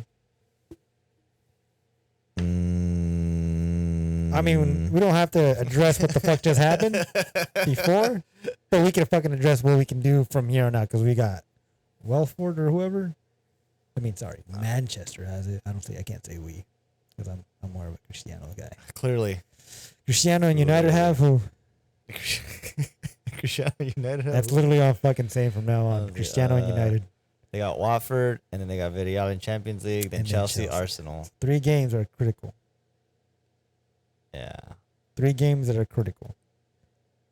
You have Yeah. to win the first 2 for sure. Yeah. Yeah, they got to win the first 2. Why is that game I'm so okay early? with a tie against Chelsea, but a loss is fucking done. We're done if we lose. Yeah. Because they showed a meme, or not a meme, They're but all a away. post. I think they're all away. Yep. They showed all 3 a- games are away. they sh- Ooh. Yeah, see, so they showed a post right at the end of the City game. Uh-huh. This time last season, they had a similar record. Oh, They yeah, ended yeah, up in yeah. second, right? Yeah, and then they But kinda, they have an extra loss in this time. Yeah. And then they kind of just... They skyrocketed picked it and up. just got it to second, which I think is still possible. It's just I can see the frustration. I can see. I already told you I'm fucking frustrated. I'm going on. Hold on. Let me just. Speak. I get where you're frustrated Let me from. speak. I on guess this. I understand why I'm not frustrated. Okay, that's what let me speak on. Obviously, as I said on the other podcast, and I said it many times, I'm following my boy Ronaldo. So I can probably understand his frustration coming in and say, I'm believing in these players, and at this point, what the fuck is going on? Like, I want to give it more into the coach as to what's going on. But you and I agreed on, like, fuck, when Varane plays, it's solid back there. Yeah. Literally, if Varane's not there, the fucking hole is open for the fucking other team to score. Yeah. Because Maguire, at this point for me now, why I see so many TikTok memes and just memes, Harry Maguire, like all that shit. Like, I'm like, okay, I get it. This motherfucker sucks. A horrible one game. The other day just come out of nowhere. That's his game. Mm-hmm. And I'm fucking frustrated on that specific. And then we got we don't really have, again, I'm not frustrated. I just don't think Wan-Bissaka is a right back that, and again, this is going to sound lame or biased or whatever, a right back for a Ronaldo so he can give it to him as much. He tries. I watch him. Yeah. He gets it up. No, Basaka's not a crossing. But he's not a crossing defender. No. He's a defender. He's a defender. And on that right side, which I've seen Ronaldo capitalize more because he's a right and he'll get it that way as opposed to he has to turn and shoot with his left. Because when you got Shaw on the left, kind of Ronaldo has to adjust his body to make it to the right when he gets goal. Whatever how the case may be, Shaw is the guy. Yeah. Right? Yeah. That's probably the other best player now. Who else? Greenwood. It's said there's rumors he doesn't like Ronaldo because he knows he's not going to get the playing time, but he has gotten the playing time. But he already put it in his mind, like, fuck, I got to give it to this guy. Even though he shoots all the time. But I seen the games in detail. When he's open, Ronaldo, and he takes a shot, yes, Ronaldo throws his hands up like he's there for the play. But it's like I hate and love this guy. Like right now, I really hate him. Like right now, I really love him. Where's that from? Superman. I really love him. Like, it's a hater relationship. But right now, I really love them. Because I don't mind when a kid or a player says, I got this, and actually scores. Yeah. As opposed to like if it's consistently, hold on, let me yeah, I'm gonna go through some players. And if he just like fuck, I'm a shoot and not give a shit about Ronaldo's runs, it's like, dude, like you have to give it to Ronaldo. As much as we say like he's been able to do his thing still and score the goals from that guy, right? Bruno and him, I feel, are slowly finally connecting, which is a good thing. Which I don't have too much to say because they're playing in Portugal. When they're in Portugal, it's a lot different still, in my opinion. Who's on the Rashford? I think is great. I think Rashford is literally, when I see Rashford now, as I watched him, I get to feel like a comfort feeling. I get like a feeling like, yeah, this is like the confidence and the comfort. Yeah, this is reliable. Like I can give this guy a hug and feel good about it. I don't know what how that comes out of, but like it's like, if you know, like, hey, I just want to give you a hug because you're doing good. You know what I mean? Yeah. Like, be here for me, man. Like, I got it. Thank you. Like, appreciate. That's how I feel about Rashford when he's in. When he has Cavani next to him, I just think it's also somewhat of a good vibe. But I guess Cavani can't do all 90, which I thought he could. No. But when he's there, he does his thing. Like you said, he makes those runs that Ronaldo's not gonna do. Yeah. And I'm gonna get to Ronaldo, and I'm gonna say some real shit.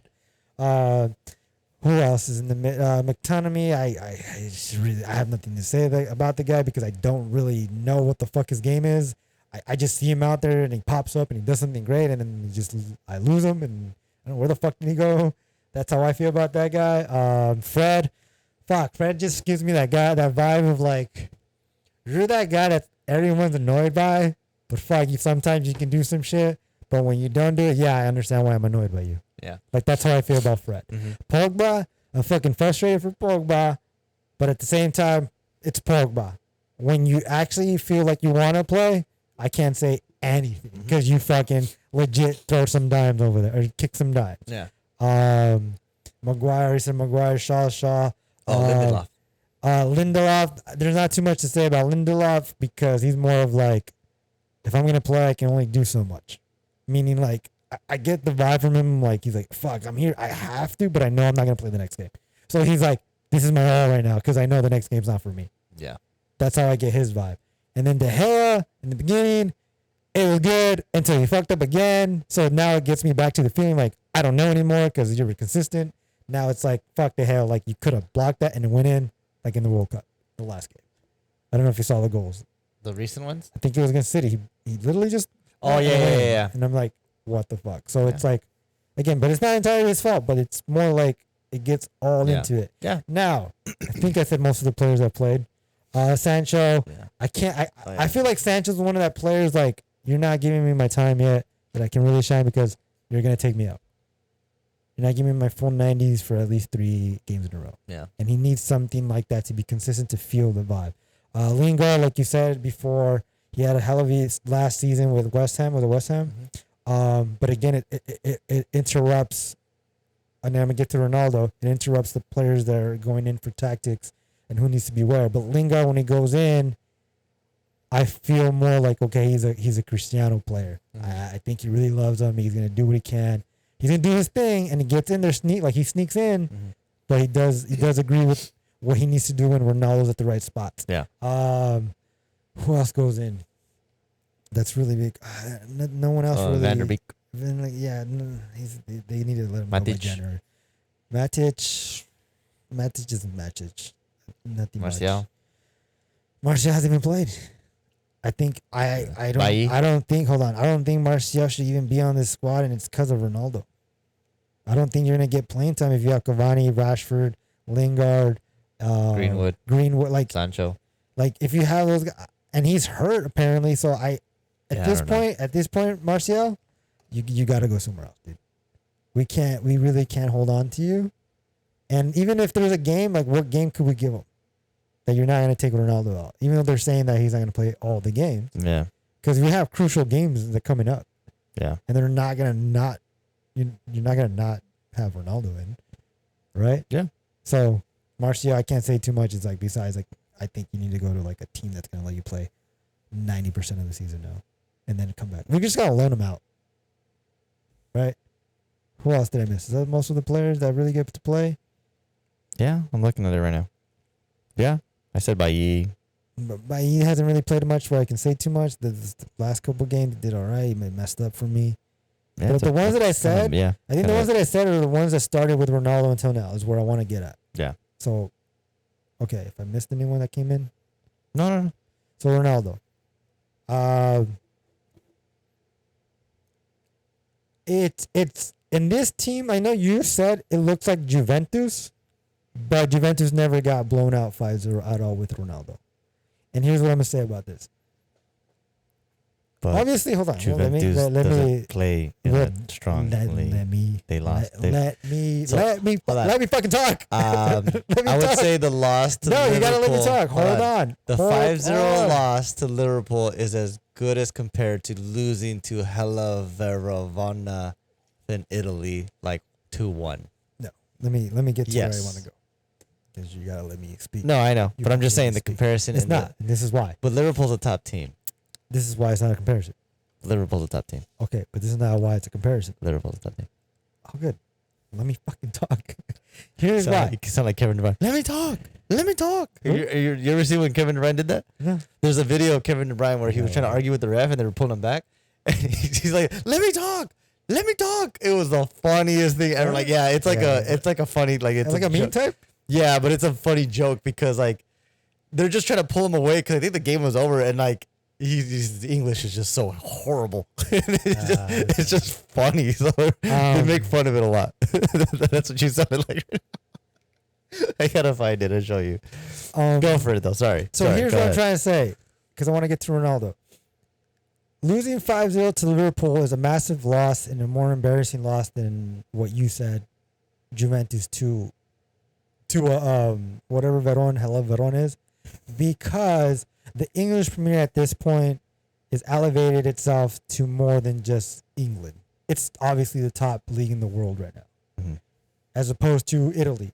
A lot of people are not going to give a shit if Juventus lost to that team, in my opinion, and from what I feel and what I've seen in the last 3 seasons that Ronaldo was there. So when I see a 5-0, I see it more like when he was at Madrid. Remember, it was like I said, hey, when was the last time fucking Ronaldo lost this bad? And it was in Madrid. It was a team that was elevated because it's Madrid. It's at a standard where you're like, hey, that's Madrid. Juventus is at a standard that's considered top of those teams in the world, but it's like more of a Bayern Munich. It's more like because they've won 9 out of 10 in a row. Yeah. As opposed to Liverpool is one of those like, holy shit, you came up out of nowhere. Klopp has done so much. Like it's up and down. You're staying up. You're at a status like you're coming up. Same with City. When United was just fucking railing them for years, and all of a sudden they came back as Pep and all this. So again, the league has elevated into the sense where like it's gonna be like as many may not know, the saying in American football, like any given Sunday, it's any given weekend English Premier, right? Like if you beat again, I just told you when we were watching City, how the fuck do you lose to who did they lose? Burley? What's the team the week before? Right? Crystal Palace? I think they tied him or lost him. 2-0. They probably lost him. It was 2-0. They lost and then they beat us 2-0. So that's what I'm saying. Like he's in the league, but it's gonna give me fucking frustrated all the time now. Like I'm frustrated when they lose. But when I saw him lose to like that team, I'll get frustrated, but I'm more like, but he got the champions. They're gonna fucking win 3 in a row when he comes back and he does something great. Here, it's unpredictable. It's gonna be really tough to get back how they did last season to get to second place, right? It's gonna be tough. It was tough last season too. That's what I'm saying. No, I'm saying it's gonna be tough again. So it's not predictable. Say no, don't even worry about it. I can't say that. I can't say, hey, you know what? Don't worry about it. We're gonna get back to second place. I can't say that right now. I just don't know because I'm invested in the fucking Premier League now and understanding. Like, here's the thing with me and Ronaldo. I'm gonna be invested in the league he's in and watch these games and be like, okay, like I feel this. Now it's like after being a month, 2 months, over a little 2 months with United, I'm just like, yeah, this is the Premier League. This is where I gotta be like, fuck. I was like texting you when it was I was like, what the fuck is going on, dude? I was so fucking heated. And you're like, dude, relax. You're like, why are you like, cause I'm upset so much because he's not so. I don't like to see him lose like for me. It's like I feel like I'm losing. And I did because I lost a bet. That's why I was wearing the Liverpool. A friend of mine, she's like, "There's the bet." She was fucking texting me. Oh, look. I was like, all right, fuck. Turn off my phone and shit, right? But that's the thing, because it's literally, I have more respect of the league and the other teams now than ever. I've actually been invested in watching these games, that I'm just like, as much as I love Ronaldo and always gonna say like he's gonna outcome the thing, I'm not saying he's not gonna do it from here on out. I just think it's like I'm watching Tom Brady. He can do it. But if that other defense fucking comes through, oh shit, Brady, it's a GOAT. We got him today. Mm-hmm. And that's how I'm feeling watching these games with him. That I can't compare it to him in Serie A, because most of the time in Serie A, he was just balling. Yeah. It was just one of those drastic, what the fuck was the coach doing in this game to put this player here and this player that? Here, like, I feel like Solskjaer just, I don't know. I feel that Solskjaer is trying so hard to be the old identity that him and Ronaldo were in, that I don't think it can really cross and mimic as much as now, because the way culture in the world is with players. Yeah. And just the way they see themselves and conduct themselves. Yeah. That Ronaldo's literally, like they said, the only more professional player from start to finish when he's around people. But I guess from my point where I was going at is that I just don't know how this season's going to end. And I'm fucking like, not furious. It's like, I want this dude to succeed, but at the same time, I want your team to succeed because he's on the team. I mean, because like, Help me help you. help you is what I'm saying right now. Like, literally, the fuck I'm telling Solskjaer and the rest of the team is like, what the fuck can I do on my end while I watch you guys? That's how I feel with this. And I've never felt, you know what I feel? I've never felt, it's not that I don't have, like, when he was at Madrid, I was like, fuck yeah, it's Madrid. Yeah. When he was at Juve, I was like, okay, because it's Juve in Serie A. Yeah. Now he's at United.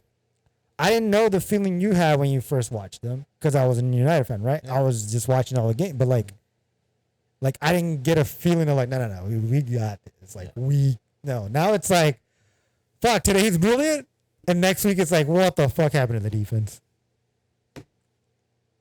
Yeah, it's United for you. That's It's fucking roller coaster, man. Yeah. That's what I'm trying to say. Is like, I've gotten into this, and I'm just fucking roller coaster with these fools. Just talking about, but last thing, that's where I'm at with United. I'm not, because there's even small, I don't know if you even heard, there were small rumors. Oh, if Ronaldo, they're saying Ronaldo doesn't like what's going on, he'll leave in January. But again, good. Let me say something about that. Let me say this. Like, you can't fault him if he leaves, because he came and has done his part. I know, I'm gonna let you say everything about Ronaldo too, but in my view of it, Ronaldo, before I let you talk to, and in my point as well, I'm going to add, I don't believe, because I was going to get to Ronaldo and finish it. So, all right, let me just finish it with Ronaldo. First of all, I don't feel that Ronaldo has messed up the team like you said how it was in Juventus. And like I said, all the things are why. And I explained all those players and why I think they are.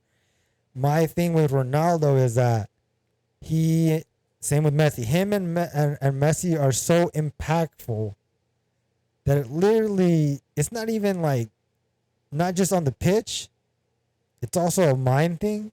When I said about Greenwood, if the rumors are true where he doesn't kind of really like Ronaldo, he already shut down his own game and said, fuck. You know what I mean? And that's not good. Mm. And that's obviously Ronaldo doesn't want that. But that's just presence alone of who he is. And same with Messi. It's like the funny thing. It's like remember the movie,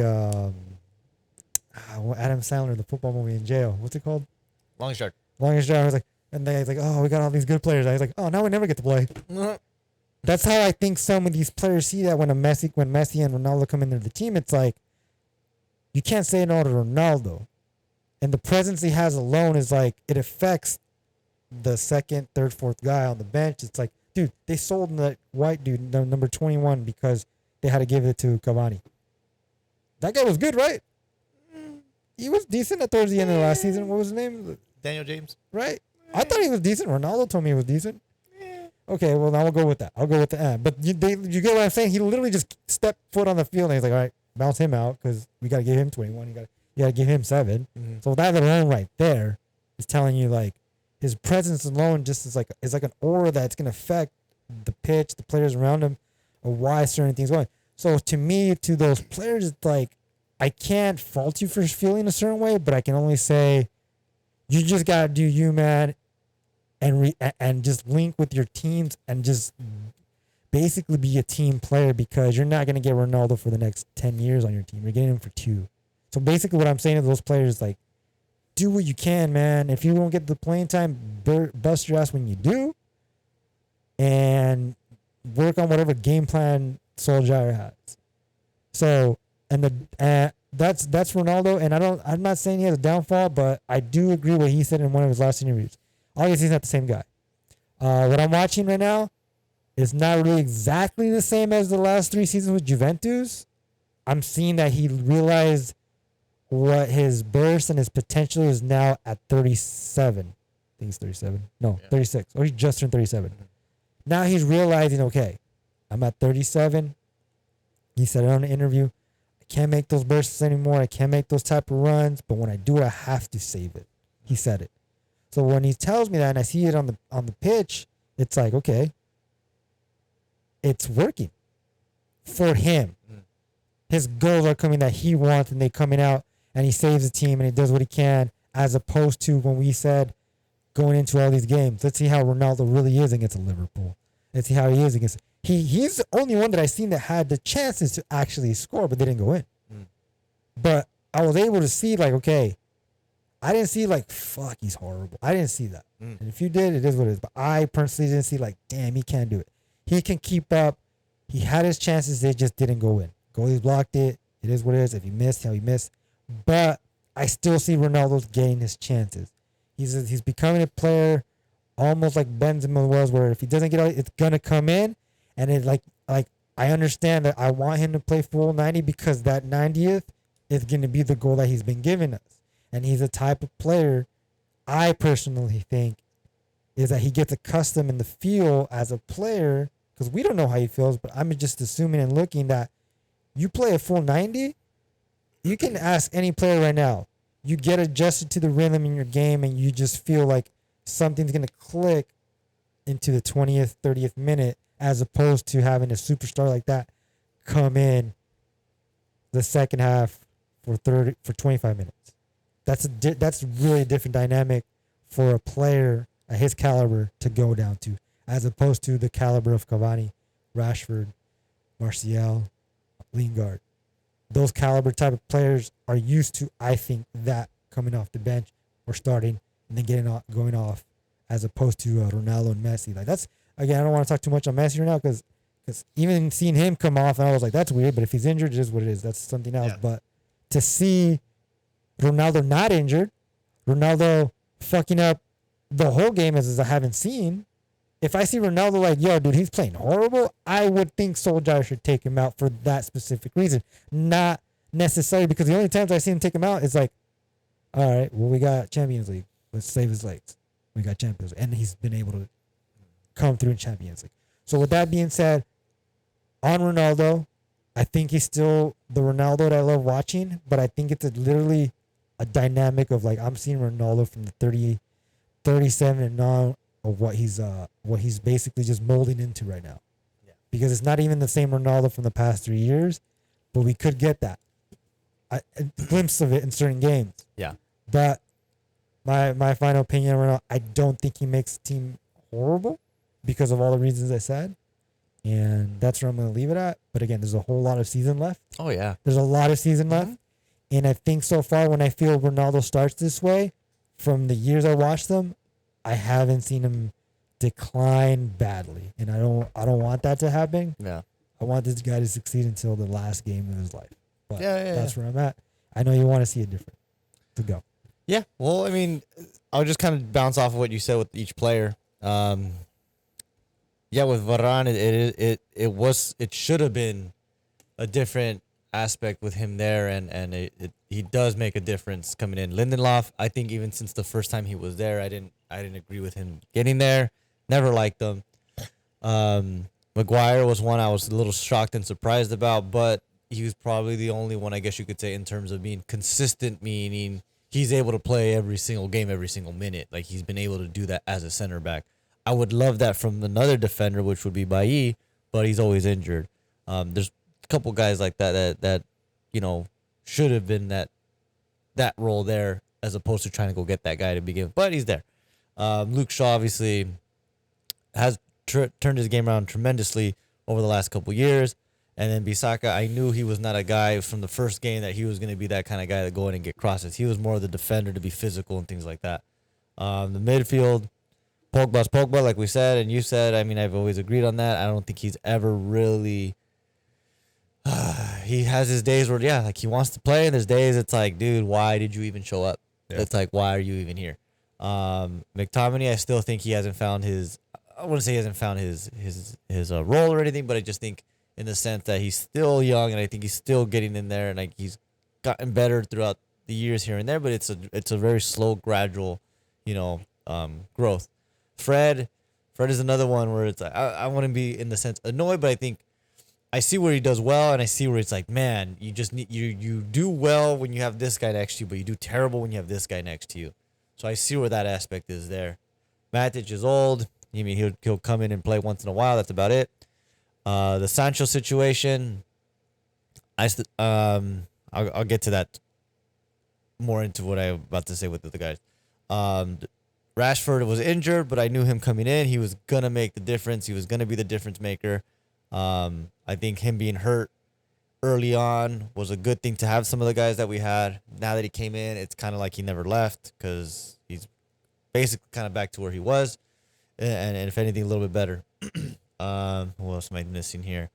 Greenwood's Greenwood. He's a young hotshot. He's that guy that he had that I think the difference with Greenwood is that he had the similar season to what Rashford had, but now he's gotten to the sense of kind of like Ronaldo when Ronaldo was there in the beginning. I don't want to say he wants to be the face, but he wants to be the guy to score. He wants to be the guy that I get the ball. His mindset is I'm gonna score. So I think the position he's in is wrong. Wants to be a striker. I think he wants to be a striker, and I think he'd be suited well for the striker position. But Ronaldo's there. So I got that. Cavani's Cavani. I don't think this guy will ever give you less than 100%. Not even an ounce of less than 100%. This guy will play, 100 any second he can get in the game. He's going to fight for everything. So he's been great there since he's been there. Lingard, I truly believe it's unfortunate that they're not really playing this guy enough because he had a tremendous year last year, and I think he needed to carry that momentum into this year. Martial, just unfortunate. I think if they never got Ronaldo, he probably would have played a little bit more because of Rashford's injury, but because they got Ronaldo, he kind of just got pushed back. And then Sancho, I think the same goes with him in the sense of Ronaldo coming in, because now that's pushed him back from being on the lineup with Rashford and Greenwood and possibly Lingard. So the reason why I kind of get into the aspect of why, not saying Ronaldo ruined the team in the sense, or they're kind of similar to Juventus, is that I think the personnel they've already had before he got there was the vision of what they wanted for the team going forward. And I think bringing him in kind of changed that dynamic slightly to the sense where it's kind of hurting the team in that aspect, because it's becoming more now. It's like, okay, we got to cater to this guy now. We got to take care of this guy more than anything. Yes, don't get me wrong. Tremendous player. Best in the world. Get your goals. But I think having him in there has now kind of like brought it amongst some of the other guys to be like, well, they went from being our team to now it's Ronaldo's team. And some of the guys are kind of seeing that effect.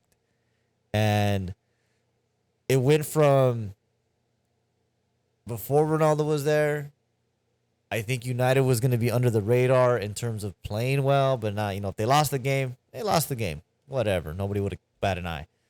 But now with Ronaldo there, there's more eyes, obviously, because the expectancy of Ronaldo. But I say this and I'll say it again. Ronaldo Yes, he looks like he's 26, but he doesn't play like he's 26.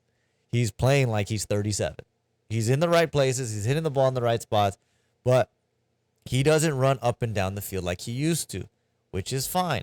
So for me, when I see Ronaldo in the lineup, I feel like we're already down a player in the sense of defensively, just defensively, because this guy doesn't defend. He's not going to go run from center back to the other center back to try to help and defend. It's not going to happen. So we've already lost that outlet in terms of the first line of defense because he's not going to do it. And then when we put Pogba in, I feel like we're down another guy because that guy doesn't defend either. So we're down 2 players already defensively wise because he doesn't like to defend half the time either. There's been too many incidents already with Pogba where a lot of goals have come in his area because he doesn't track back to defend. There's been a few moments I've seen Ronaldo, chase down one player, but it's like, all right, you chase down one player one time, man. It's like you should have been doing this the entire game. But I get it. He's not the guy that's going to be running consistently throughout the game every single time a ball gets near him. And this is where I talk about where it's like, I think he'd be one of those guys now. It's like, I feel like he'd be far more effective if he did come off the bench at times in some games. Oh, you good? Oh, sorry. In some games. Oh, no, it's because we got the video. You kind of just like walked away. I'm talking here by myself. You got cold, really cold? I'm fine. I'm not like hot or anything. I feel good. Oh, no, you're good. I'll fix it. Yeah, and where was I on that? Oh, the aspect of them being there, like with Pogba, they don't defend, but it's like I've seen it before where there's been players that are older, I guess guys that don't really tend to run, but they do run enough to try to really, defend and help in the sense to make that difference, to keep that ball up there or whatever. So we know already Ronaldo's not going to defend. That's one aspect they've already lost in the terms of the first line of defense whenever the other team gets the ball. We know that. The next thing is that Greenwood, again, is that player that's like, well, it's me. I want to score. I want to do this. I want to do that. And there's been moments, it's like, dude, you should have crossed it, or dude, you should have. But instead, he takes a shot, he misses, or he takes a shot, it's on target, whatever. So I get that aspect because he's a young kid. He's what, 19, 20 still? I think he's probably 20, whatever. He's gonna want to score. He's gonna want to do his thing. And then Rashford coming in, he's got the consistency. He's been there. Obviously, he knows what's expected and he does his part. And not only that, he does his part extremely well. So I still think there's parts there where I think if Ronaldo wasn't there, I think Sancho would have gotten that time that you were saying earlier. He would have been playing 3, 4, 5 games in a row and been there because now you got Rashford up there. Greenwood's probably in there. And Greenwood, I think, likes to play with Rashford, and Greenwood would probably maybe like to play with Sancho. Don't know. But the ones that I still think that are missing, and I'm surprised again that he's still not in because the games that he's been in, he's done well, is Lingard. Greenwood has gotten too many chances already in the last 3 or 4 games to try to prove something, and he hasn't done it. He should have been taken out after like the second game, I think. The second consistent game that he played, like in terms of starting. After that, they should have put somebody else. I think they tried somebody, but it just didn't work. I still think Lingard needs to come back in and at least give somewhat of a spark. Sancho needs a couple games to really get into the groove of things. But I think they need to give him that. But the problem is, it's like, who do I pick? Do I pick Rashford or do I pick Sancho? I'm going to pick Rashford because he is consistent. And then you go, okay, do I pick Ronaldo? Do I pick Sancho? Well, we're going to pick Ronaldo because it's Ronaldo. And on the other side, it's like, do I pick Greenwood or I pick Sancho? Well, they're going to pick Sancho. I mean, they're going to pick Greenwood because of in the terms of the way Greenwood plays. Greenwood's trying to get in, but it's like you're trying to put 2 strikers in a position. You're trying to put a striker in a position that's not necessarily a striker. I think Sancho being on the outside is really going to help and make a difference, but he just hasn't found the consistency to play in that position to really show. And I think the best bet would be if you're going to keep Ronaldo in, fine, keep him in. I think Lingard is the best one right now to really come back in and probably make somewhat of a difference. The defensive side's tough. Varane out, that puts a huge hole in the defense. They tried it, I think, the last game with 3 defenders. Didn't look like it worked out too well. I just think they just sat back too much. I think they just sat back too much with City, and it just wasn't enough because City was just pushing high and obviously putting numbers up, so it just caused United to sit back. And in the middle, I still think I still since I've said this from the beginning, even before Ronaldo even showed up, they needed to get another holding midfielder. Because Bruno's good. I knew Pogba I think was inconsistent at most, most games. And Fred, McTominay, Matic, I don't think those are guys in the sense that are consistent enough to really play in that role. Yeah, They need somebody if they're gonna play with like as much as I like Pogba, but I think Pogba needs to either be pushed up more to an attacking type player, Yeah. than being defensively. And United like to play with two holding mids, so they Yeah, need to find somebody that's really gonna be just and singularity there. It ain't Van der Beek, so they gotta let his Yeah, guys go. and then Van der Beek doesn't even get any opportunity at all because Van der Beek's the positioning that's Bruno, and Bruno's been I wouldn't say he's not as consistent as he was last year, but he's consistent enough to keep playing and still be on the field.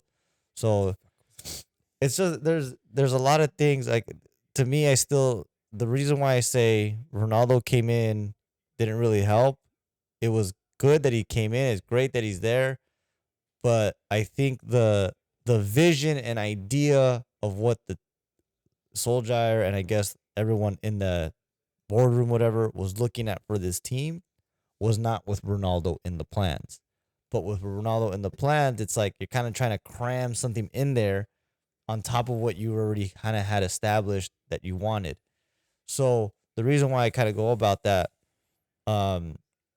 because again, from last year, they were losing like right now. They were losing the way they were losing right now. They just like how you said, compared to the year before that, they're in a similar situation and they got better and this and this and that. But see, last year they were in a similar situation, but nobody really said anything. Nobody really brought it up. It's like, they're losing. Okay, whatever. No, it's United. If anything, Pogba's this or Pogba, whatever. It was here and there. It wasn't as big as it was. The only thing they'd still question Solskjaer the same way. There was no difference. But I think now because of Ronaldo there, it's like they put it on the sense that's like, well, you have him, you should be winning. Why are you losing? You should be winning. You have him. You shouldn't lose at all. This guy wins. It's like, but it's not the case. You got to remember that. It's not the case because, yes, Ronaldo's going to do what he does, but it's not Ronaldo 26 years old. It's not Ronaldo 25 years old. It's Ronaldo 37.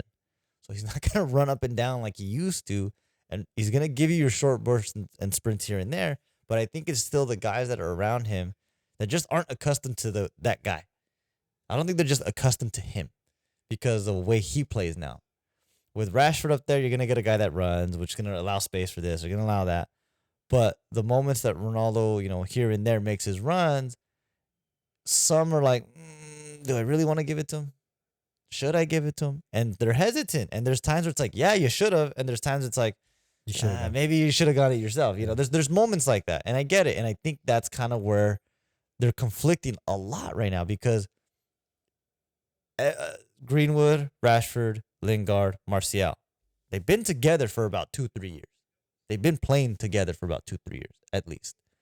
Bruno was there last year and got into the groove of all. Oh, actually, sorry, he was there last year and the year before for half the season, but he's been in the groove with them since then.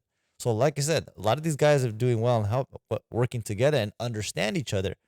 Whereas, what the expectancy of Ronaldo coming in, everybody's expecting Ronaldo back in Real Madrid and United ages.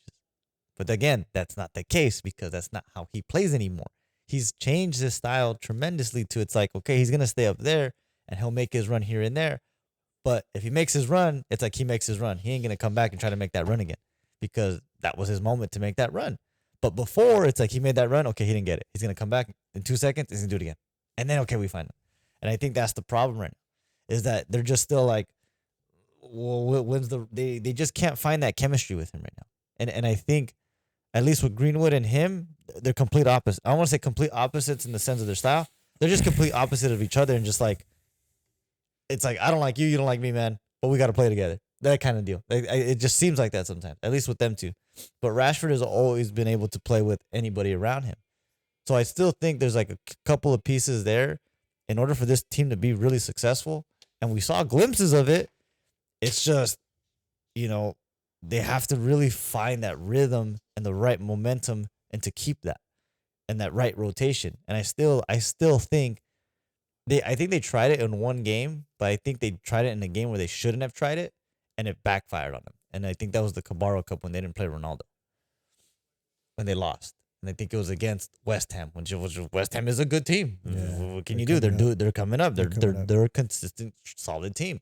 So they did it in a moment where they shouldn't have done it, and it bit them in the ass because now they can't play. They're out of it, and they couldn't play against like those second division, third division teams where we can go and see Martial play. We can go see Van der Beek play. We can go see maybe that's a game Sancho can get in and really find his form against a weak team to just kind of build that confidence.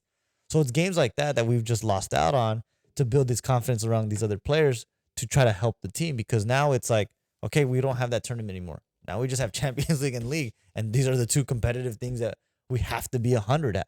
And it's that's why I said like some of these tournaments, those little dinky tournaments that they have in this thing, when they play against those lower end teams, those are the games where that's why they play those players that don't get to play as much to build that confidence, to really boost up the morale and try to push everyone to be a little bit better. And it carries on into the next week, and then it carries on to the next game, and those things kind of like help out throughout the season. You become a little bit more consistent.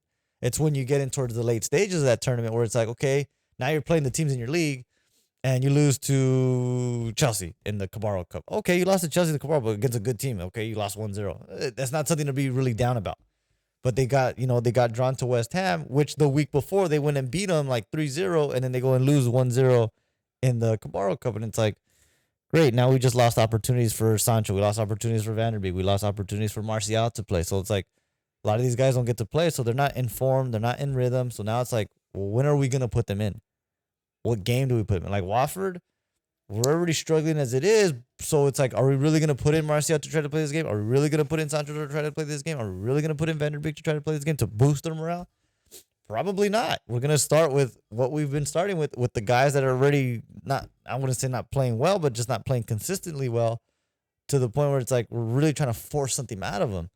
And I think that's the game that he shouldn't play. That's the game he shouldn't play, the Watford one for Ronaldo. Cristiano. Yeah, no, I think, but that's what I'm saying is like if they would have stayed in the Carabao Cup, there would have been more games for them to play against like a second division team, a third division team, where he could have sat down and we could have put in Greenwood up top, Rashford, all the reserves. Yeah, you could put all those, and that's the point of those sometimes those tournaments, or at least these teams. It helps boost that morale and it helps boost that momentum to carry on to the next game because it pushes everybody. They did that in that game, but I don't think they should have done it in that game because West Ham again wasn't really a weak team, and it ended up biting them in the ass because now they lost and now they're just playing Champions League in this.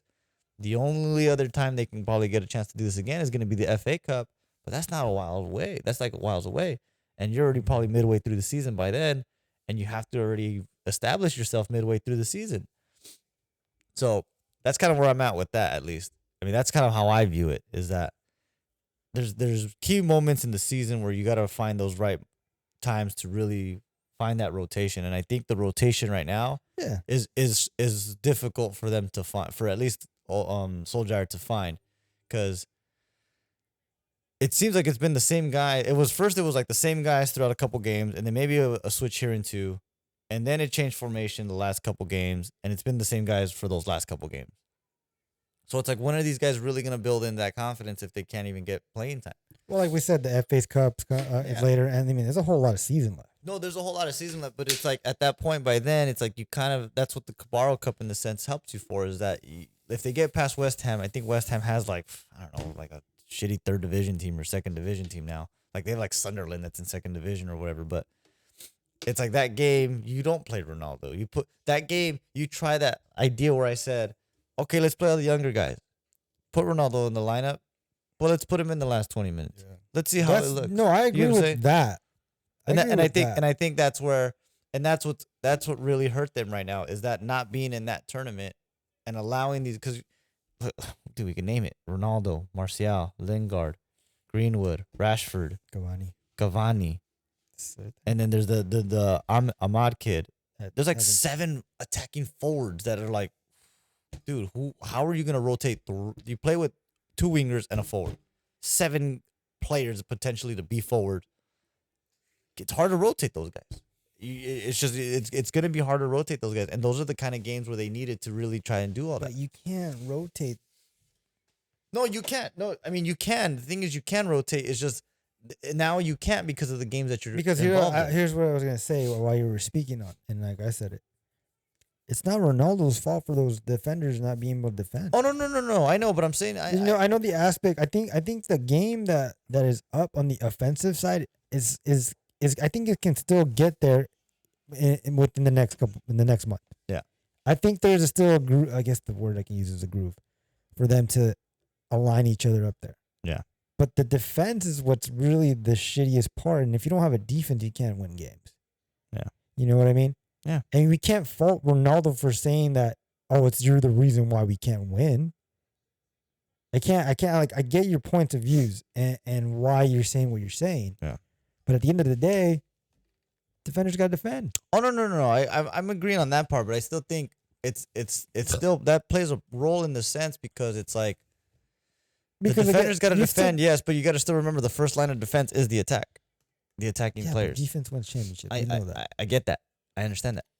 But if your first line of defense is the attacking and they're getting beat every single time, then obviously the defense is everybody. It still doesn't just say the back four. We just can't say the back four and the goalkeeper is going to defend. It starts from top all the way because look down. at the major difference when Varane is in. Oh no, yeah, no. There's that aspect as well. I don't even think. Hold on, what game has been pretty bad when Varane's playing than Cristiano? When Varane was there is in, I don't think they've had a bad game like the rest of the other games. Yeah. No. I'm agreeing on that. So again, just if we lived in a perfect world and these guys were all healthy and they played, I think United would be still a solid team.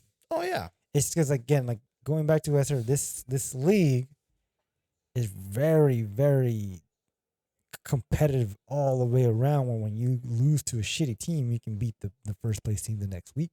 Yeah, so again, it just comes down to like literally. I think as what I'm learning this league, I think it comes down to health, being healthy. Yeah, because again, when we saw Ronaldo, the team with all the players that we think should be starting, it all went well in sync, and we're gonna say like, oh look, we look legit. We're contending.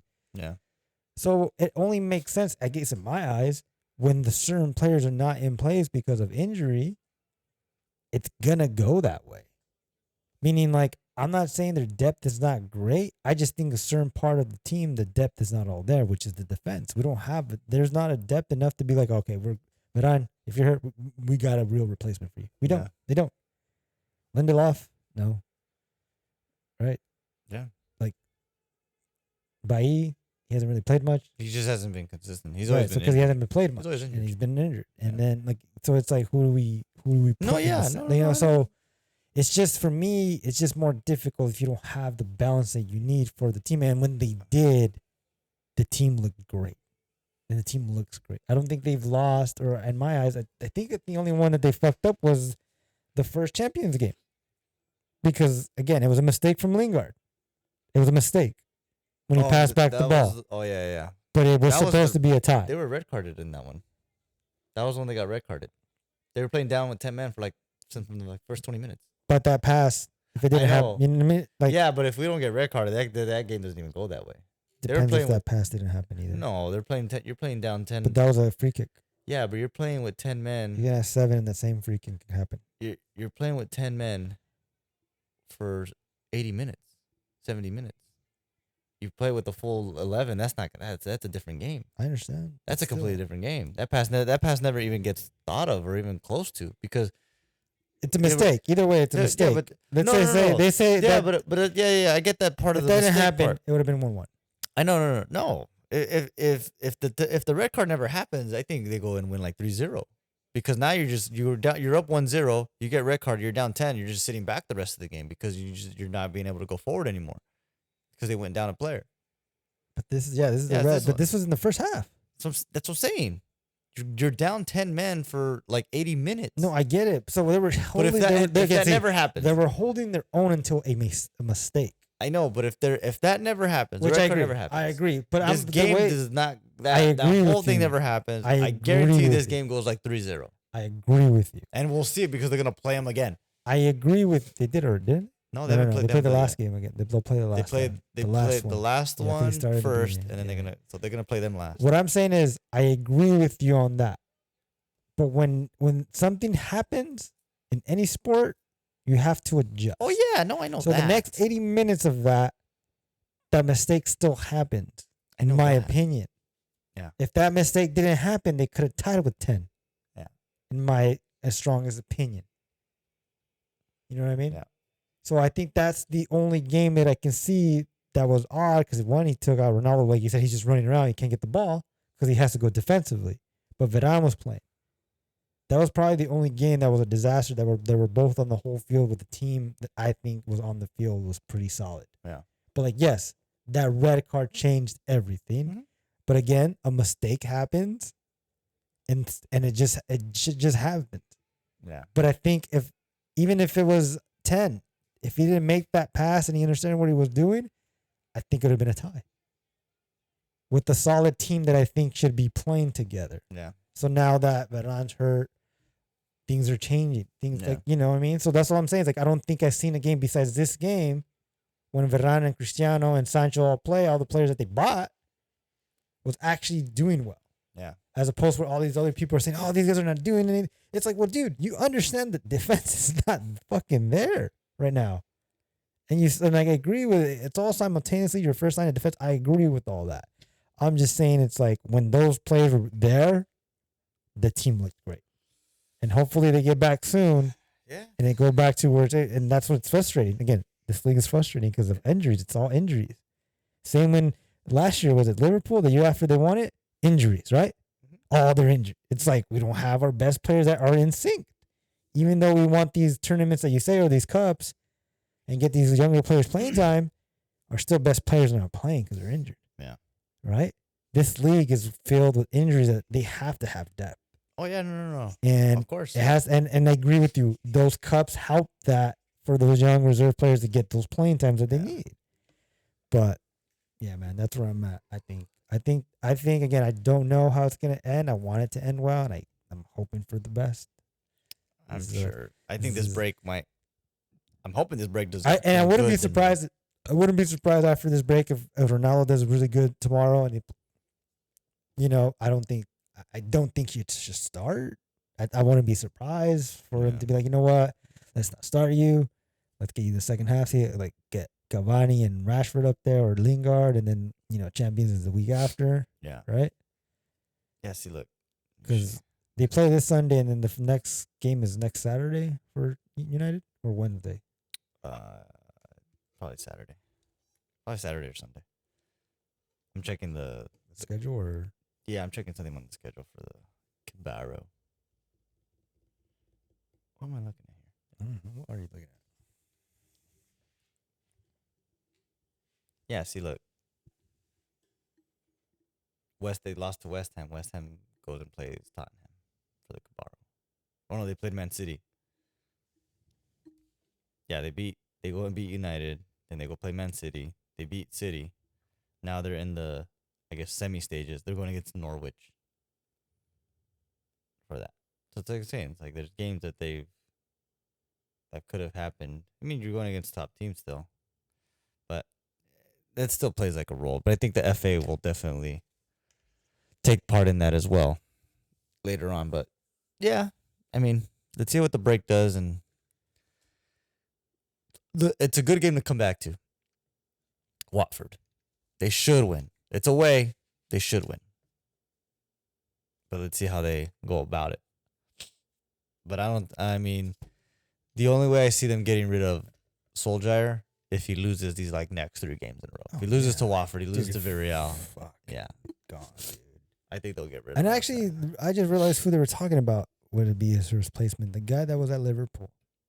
And then Brendan Rodgers, the one that's at Leicester City right now? Yeah. But he has. No. You know what I'm talking about? Yeah, he's not good. I thought he was. No. They keep saying he is. So then who are you going to replace him? Zidane? Right now. Like if it there, happens. there was somebody. Oh, give me Nuno. He needs a job. Give me Nuno. I'll take Nuno. Espiritu Santo? I'll take Nuno. Cristiano. That was Cristiano and those Bruno. and then he lets go of Van der Beek and brings 5 other Portuguese. Yeah, give me Nuno. I don't think they gave him enough time at Tottenham. No, they were desperate. They're desperate. They're Tottenham's like the desperate to wanna fucking win. like they're that team that's like if you don't give me this by this, we're letting you go. It was just stupid. I mean, it's Tottenham. It's like You're not gonna. one of the better players doesn't want to be there. That's one. So it's like one thing. The rest are okay. Son, I think, is a very underrated player, but I just don't think he has enough around him. Son, I'll be real. Whoa, water. Jesus.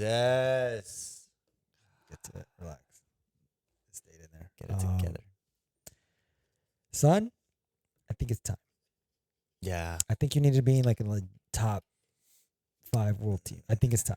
He's good, but I don't think No, I think it's time. he's good, but I just don't think he would be suited anywhere else, really. Because think about it, It's time. where is he gonna go? He can play. He can play at West Ham. No, they're not top 5 in the world. He can play. He can play He can play out of Barcelona. He can play out of Madrid. He can play at Atletico. He can play. I can see him playing those teams. I just don't. He's good. Don't get me wrong, but I just don't think he's. I think he's just way. just don't think he I think his can. time's up. He's just way too good at Tottenham now. I think he needs better players now for himself. I don't Let's think see how it goes. Maybe. Because we've never seen it. He literally evolved his game at Tottenham, Yeah, right? Because he came from Germany too, right? He played in I Germany. think so. Smaller team? Yeah, I think so. But yeah, that'd be the guy I'd say give us. But that sucks for him at Tottenham. It's like, come on, man. Yeah, and I just realized you say that. That is pretty fucked up because it was a brand new. He was at Wolves for a long ass time. To give him that, nah, that's fucked up. You gave him 20 games. Like, you can't expect your less own- than 20 like, games. That those owners can expect. Like, I don't think Conte's even gonna bring him at top 5. I'll be really surprised if he does. Well, he's been successful everywhere he's He's gone. been successful, but this is Tottenham we're talking about. Yeah, Chelsea's top 5 since forever, yeah, right? Yeah. In third, he did great at Inter. He brought him up, yeah. but I think he's been more on teams that are like considered top 5 for years. We'll It's just that one year they didn't. You know what I mean? yeah. That's how Conte came in. You're talking about Espiritu Santo bringing a fucking Tottenham team that's never really gotten close to top 2 Yeah. ever, and how I don't think ever. And he was doing pretty well at the beginning, and then he just kind of fell down. But it's still, you can't give him. God, You can't give the guy that. I just fucking realized Arsenal is ahead of United right now. And they were literally They're close like to last dead last. 4 in the beginning of the first 3 weeks. Well, they're taking advantage of the games that they can take advantage of. Yeah. And when do we get them? After the Chelsea game, right? Yeah, it's right Yeah, after. after Chelsea. Oh, We'll see. I'm gonna be like, I'm gonna go see. I'm gonna be like Happy Gilmore and his caddy. Fucking Mikey, what the fuck's going on with this team? I'm gonna be like that, Mikey. What the fuck? and then when we're winning, I fucking love you. well, that's the news premiere, man. Yeah. I don't know. What else? Was we good or what else? I feel like there's more stuff. There's a lot more, man. There's always a lot more. Barcelona. Oh, well, yeah. My Hold boy on. Xavi. You got it. Let's get it good. I like it. I'm not a Barca fan. I feel like they want to basically get back to the identity that they're looking for. I don't agree with fucking Dani Alves coming back also, I know why he's bringing him back. which I probably agree. I mean, I guess, sorry, I didn't want to contradict. Okay. Yes, then I agree with you. But other than that, did you fucking see his rules? Yeah, it's amazing. Yeah, but was it that bad? Yeah. Fucking hey. Mhm. Then you gotta fucking be like, That was yo, Barca you back gotta then. be like, what the fuck happened, Messi? What the fuck happened, Piqué? What the fuck happened to Stegen? Because you guys are the guys I know think you're what you got to remember is that. So here's the thing: when a coach comes in and has their set rules in terms of discipline and how they have to abide by the club, that's their set rules. when they leave and a new coach comes in, obviously that new coach comes in a certain way that's how they want it their way. So some coaches become a little bit more lenient. Some are just, oh no, yeah, you can do this, you can do that. It's okay, do that. So that's what happens. Another coach that was like that was he's retired now, but he was at Bayern Munich, and there was the year that they won all three. There was that one year when they won all three. I think it was when they beat Chelsea one year, or I can't remember. There was one year where they won it all, and it was with that coach. And then he retired, and I think Pep came in, and then Pep left, and they brought somebody in, and then they fired that coach, and then he came back in just to finish off the year. But when he came back in, he went back to the rules that he had, because a lot of the players were doing things that he obviously didn't like. Like one of the rules was you can't bring your cell phone to the facility. You can't have your cell phone in the training facility. When you obviously you come in, you change. Once you change, you leave your phone in the locker, and that's it. You don't get your phone back until you basically your day is done with training and team meals and everything. Once you're ready to go home, then obviously you can go back on your phone. So there's little things like that. And that was what they had, that coach was done. So obviously the coach before him, like Pep or whoever, was okay with like, oh yeah, you could take your phone to the team meal. You could take your phone. You could have your phone here with you. Da, da, da, da, da. Little things like that. So with Xavi, yeah, it was like that. The only reason why I know it was like that is because that's how Sharif was, and that's where he got it from. He would always like tuck in your shirt. Always have to look like this. Everybody has to wear the same thing. You train like that. Because that's where he learned it from. He went to Barca for a couple years, and he learned all that from what they did over there, and that's how it was. Everybody wears this. Everybody's like this. Everybody like this. Everybody like that. This is how it has to be. So yeah, his set rules. Yeah, I believe that's what it was when he was there. But now when a coach comes in and those rules are no longer those anymore, it's like, oh, I can do this now. I can do that now. Okay, I'm gonna take advantage of that. But why you don't think those players could radio off that and try to keep them implemented? Sometimes they do, and sometimes they don't. It just depends. No, I get it just depends. I get what you're saying. It does start with the coach. Yes, the coach built in his culture. I get it. He comes in and brings a culture to everything he wants, and and that has to be implemented. And it's like kind of weird to see him as a coach. He still looks like he can play. Oh yeah, He looks nothing like. He doesn't even look older than Cristiano. No. Iniesta's played, and Iniesta looks like freaking old, and he's. I would be surprised he brings him back. I wouldn't be surprised. Let me bring him back for like the last month of the season. Everybody's always said, it's always been rumored that he would be the coach and Iniesta would be the assistant. It was always said that way. If they do that, that would be. I would give him kudos. But again, that's entirely on Iniesta if he wants to go into that aspect of his career. Why not? If he does, it's great. But I think the path that Xavi took in terms of being a coach, I think was great. He went into a country where it was like, oh, these guys don't really know soccer, and he transformed it into something that everybody sees. It's like, wow, that's a coach. Yeah, like he can do that with those guys. Imagine with guys that can actually play that way. Well, hear this. That's a fucking coach that can transform and develop. Yeah, as opposed to like, hey, we need more games. Yeah. Hey, get us players. Oh, fuck all that. Yeah. He transformed it. Yes. He didn't go out of nothing. Yeah. Out of fucking nothing. Yep. That was amazing. That's what I saw over there. As much again. It's not just, we can't just credit him. You got to credit LeBlanc, and there's a couple of other people that are out there too. Yes, but I'm going at a coach specific as a coach. Oh, yeah. I'm not looking at this guy as a fucking builder as a company or a fucking organization. I'm seeing him simply as his coach saying like, hey, we brought you here for this and you didn't do it, you're gone. No, we brought you here and we're like, holy fuck, you did your part. Right? That's what I'm saying. Qatar they were like, we're not letting them go. Literally. I think some oil or something had to be traded into this deal because Qatar was not going to let this. They didn't want to let him go. They said he has a 2-year deal with us. He's not going anywhere. And I don't know what Barca put under the table or what I'm sure there were also, even as much as Qatar said, I'm sure there had to be some kind of conversation. Hey, we don't want you, but how do you feel about this? I'm sure he was like, I want to go. I want to go to my dream team. I'm sure they gave him a couple Messi jerseys. They probably threw in a couple Messi balls that he kicked around in practices. It's like, Messi touched this ball. Here, we'll give it to you guys. Messi touched this? I signed for this. I signed for this.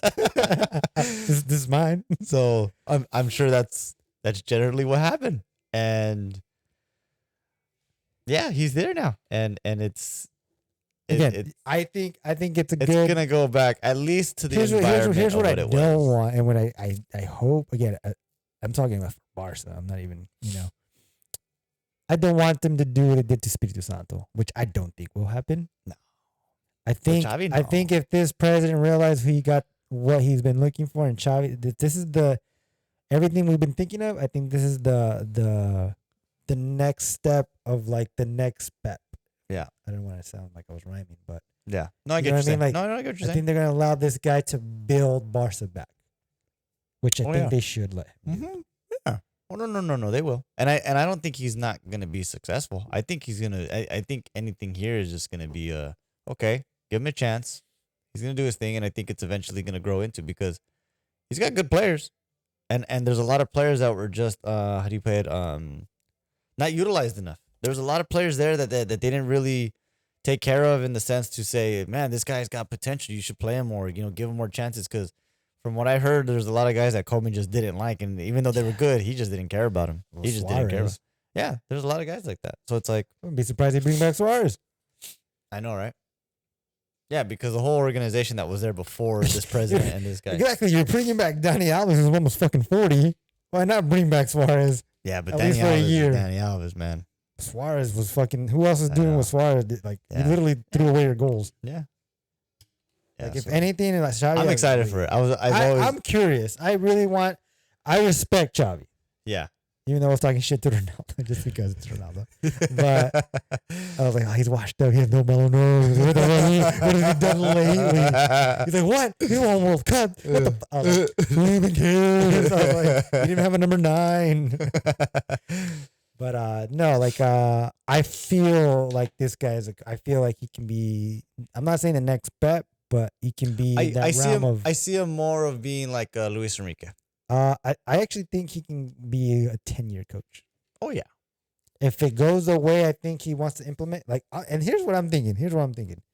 I think he can be the 10-year coach where, like you said, he brings back Iniesta to possibly be assistant, maybe next year, or the year after.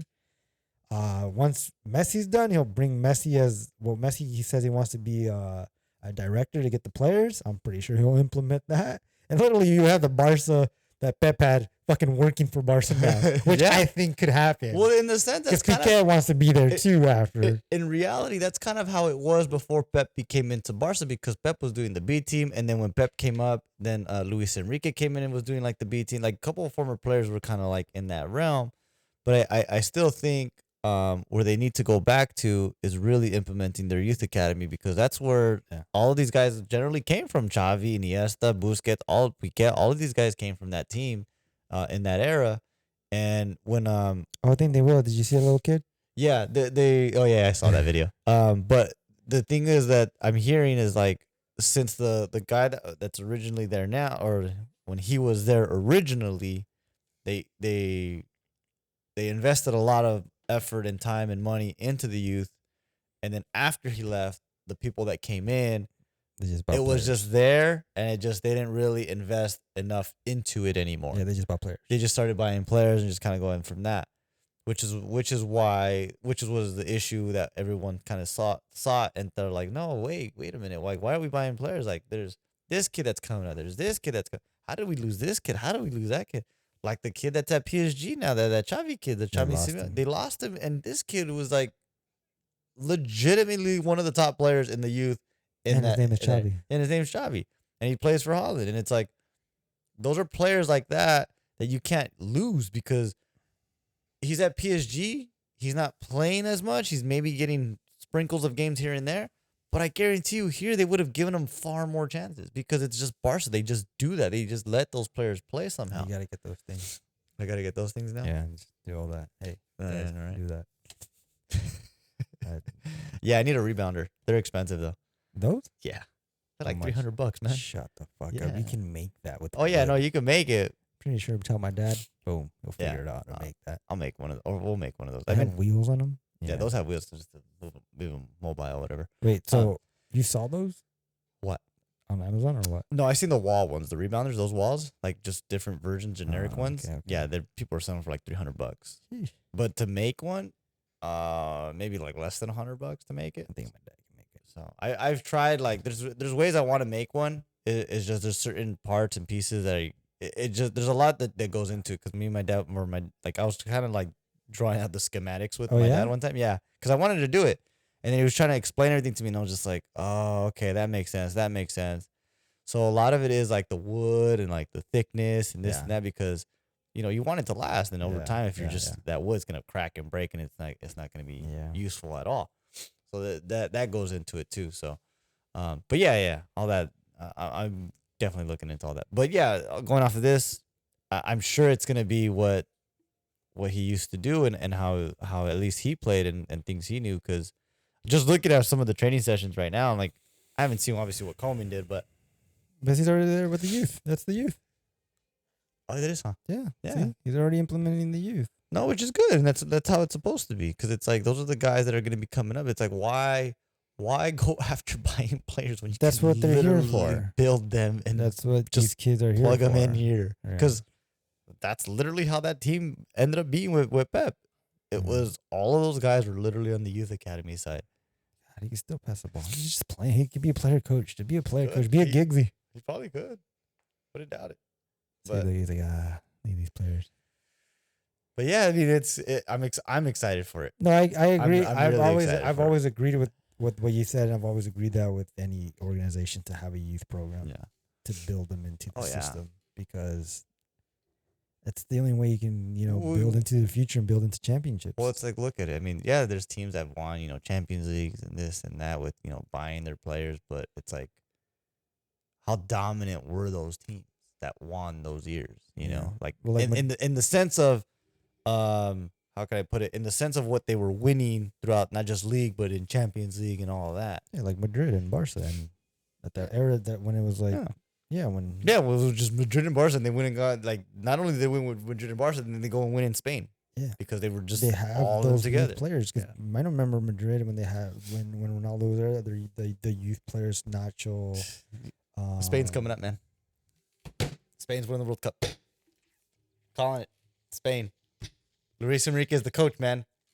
They got probably two of the best youth players in the world that are far underrated out of anybody right now. And then you got Xavi here, who's got 6 months to just I don't know, build man. a wonder of a team with youth players and Spain players, and Enrique's just gonna pick off. It's gonna be Barcelona all over again. I still believe in the Simpsons. Oh gosh. I think Portugal and Mexico making it to the final. God. Portugal, Mexico. Wasn't that supposed to be the last one? I know they didn't say that. They just threw it in there. No. We're saying it because Cristiano's still there, and this might be his last one. Shut up. So I think in Qatar, because he has Qatar people in his. I think that prediction was for like the 2004 World Cup, which isn't a World Cup because that was the year the show was out. And for some reason it was played in Springfield.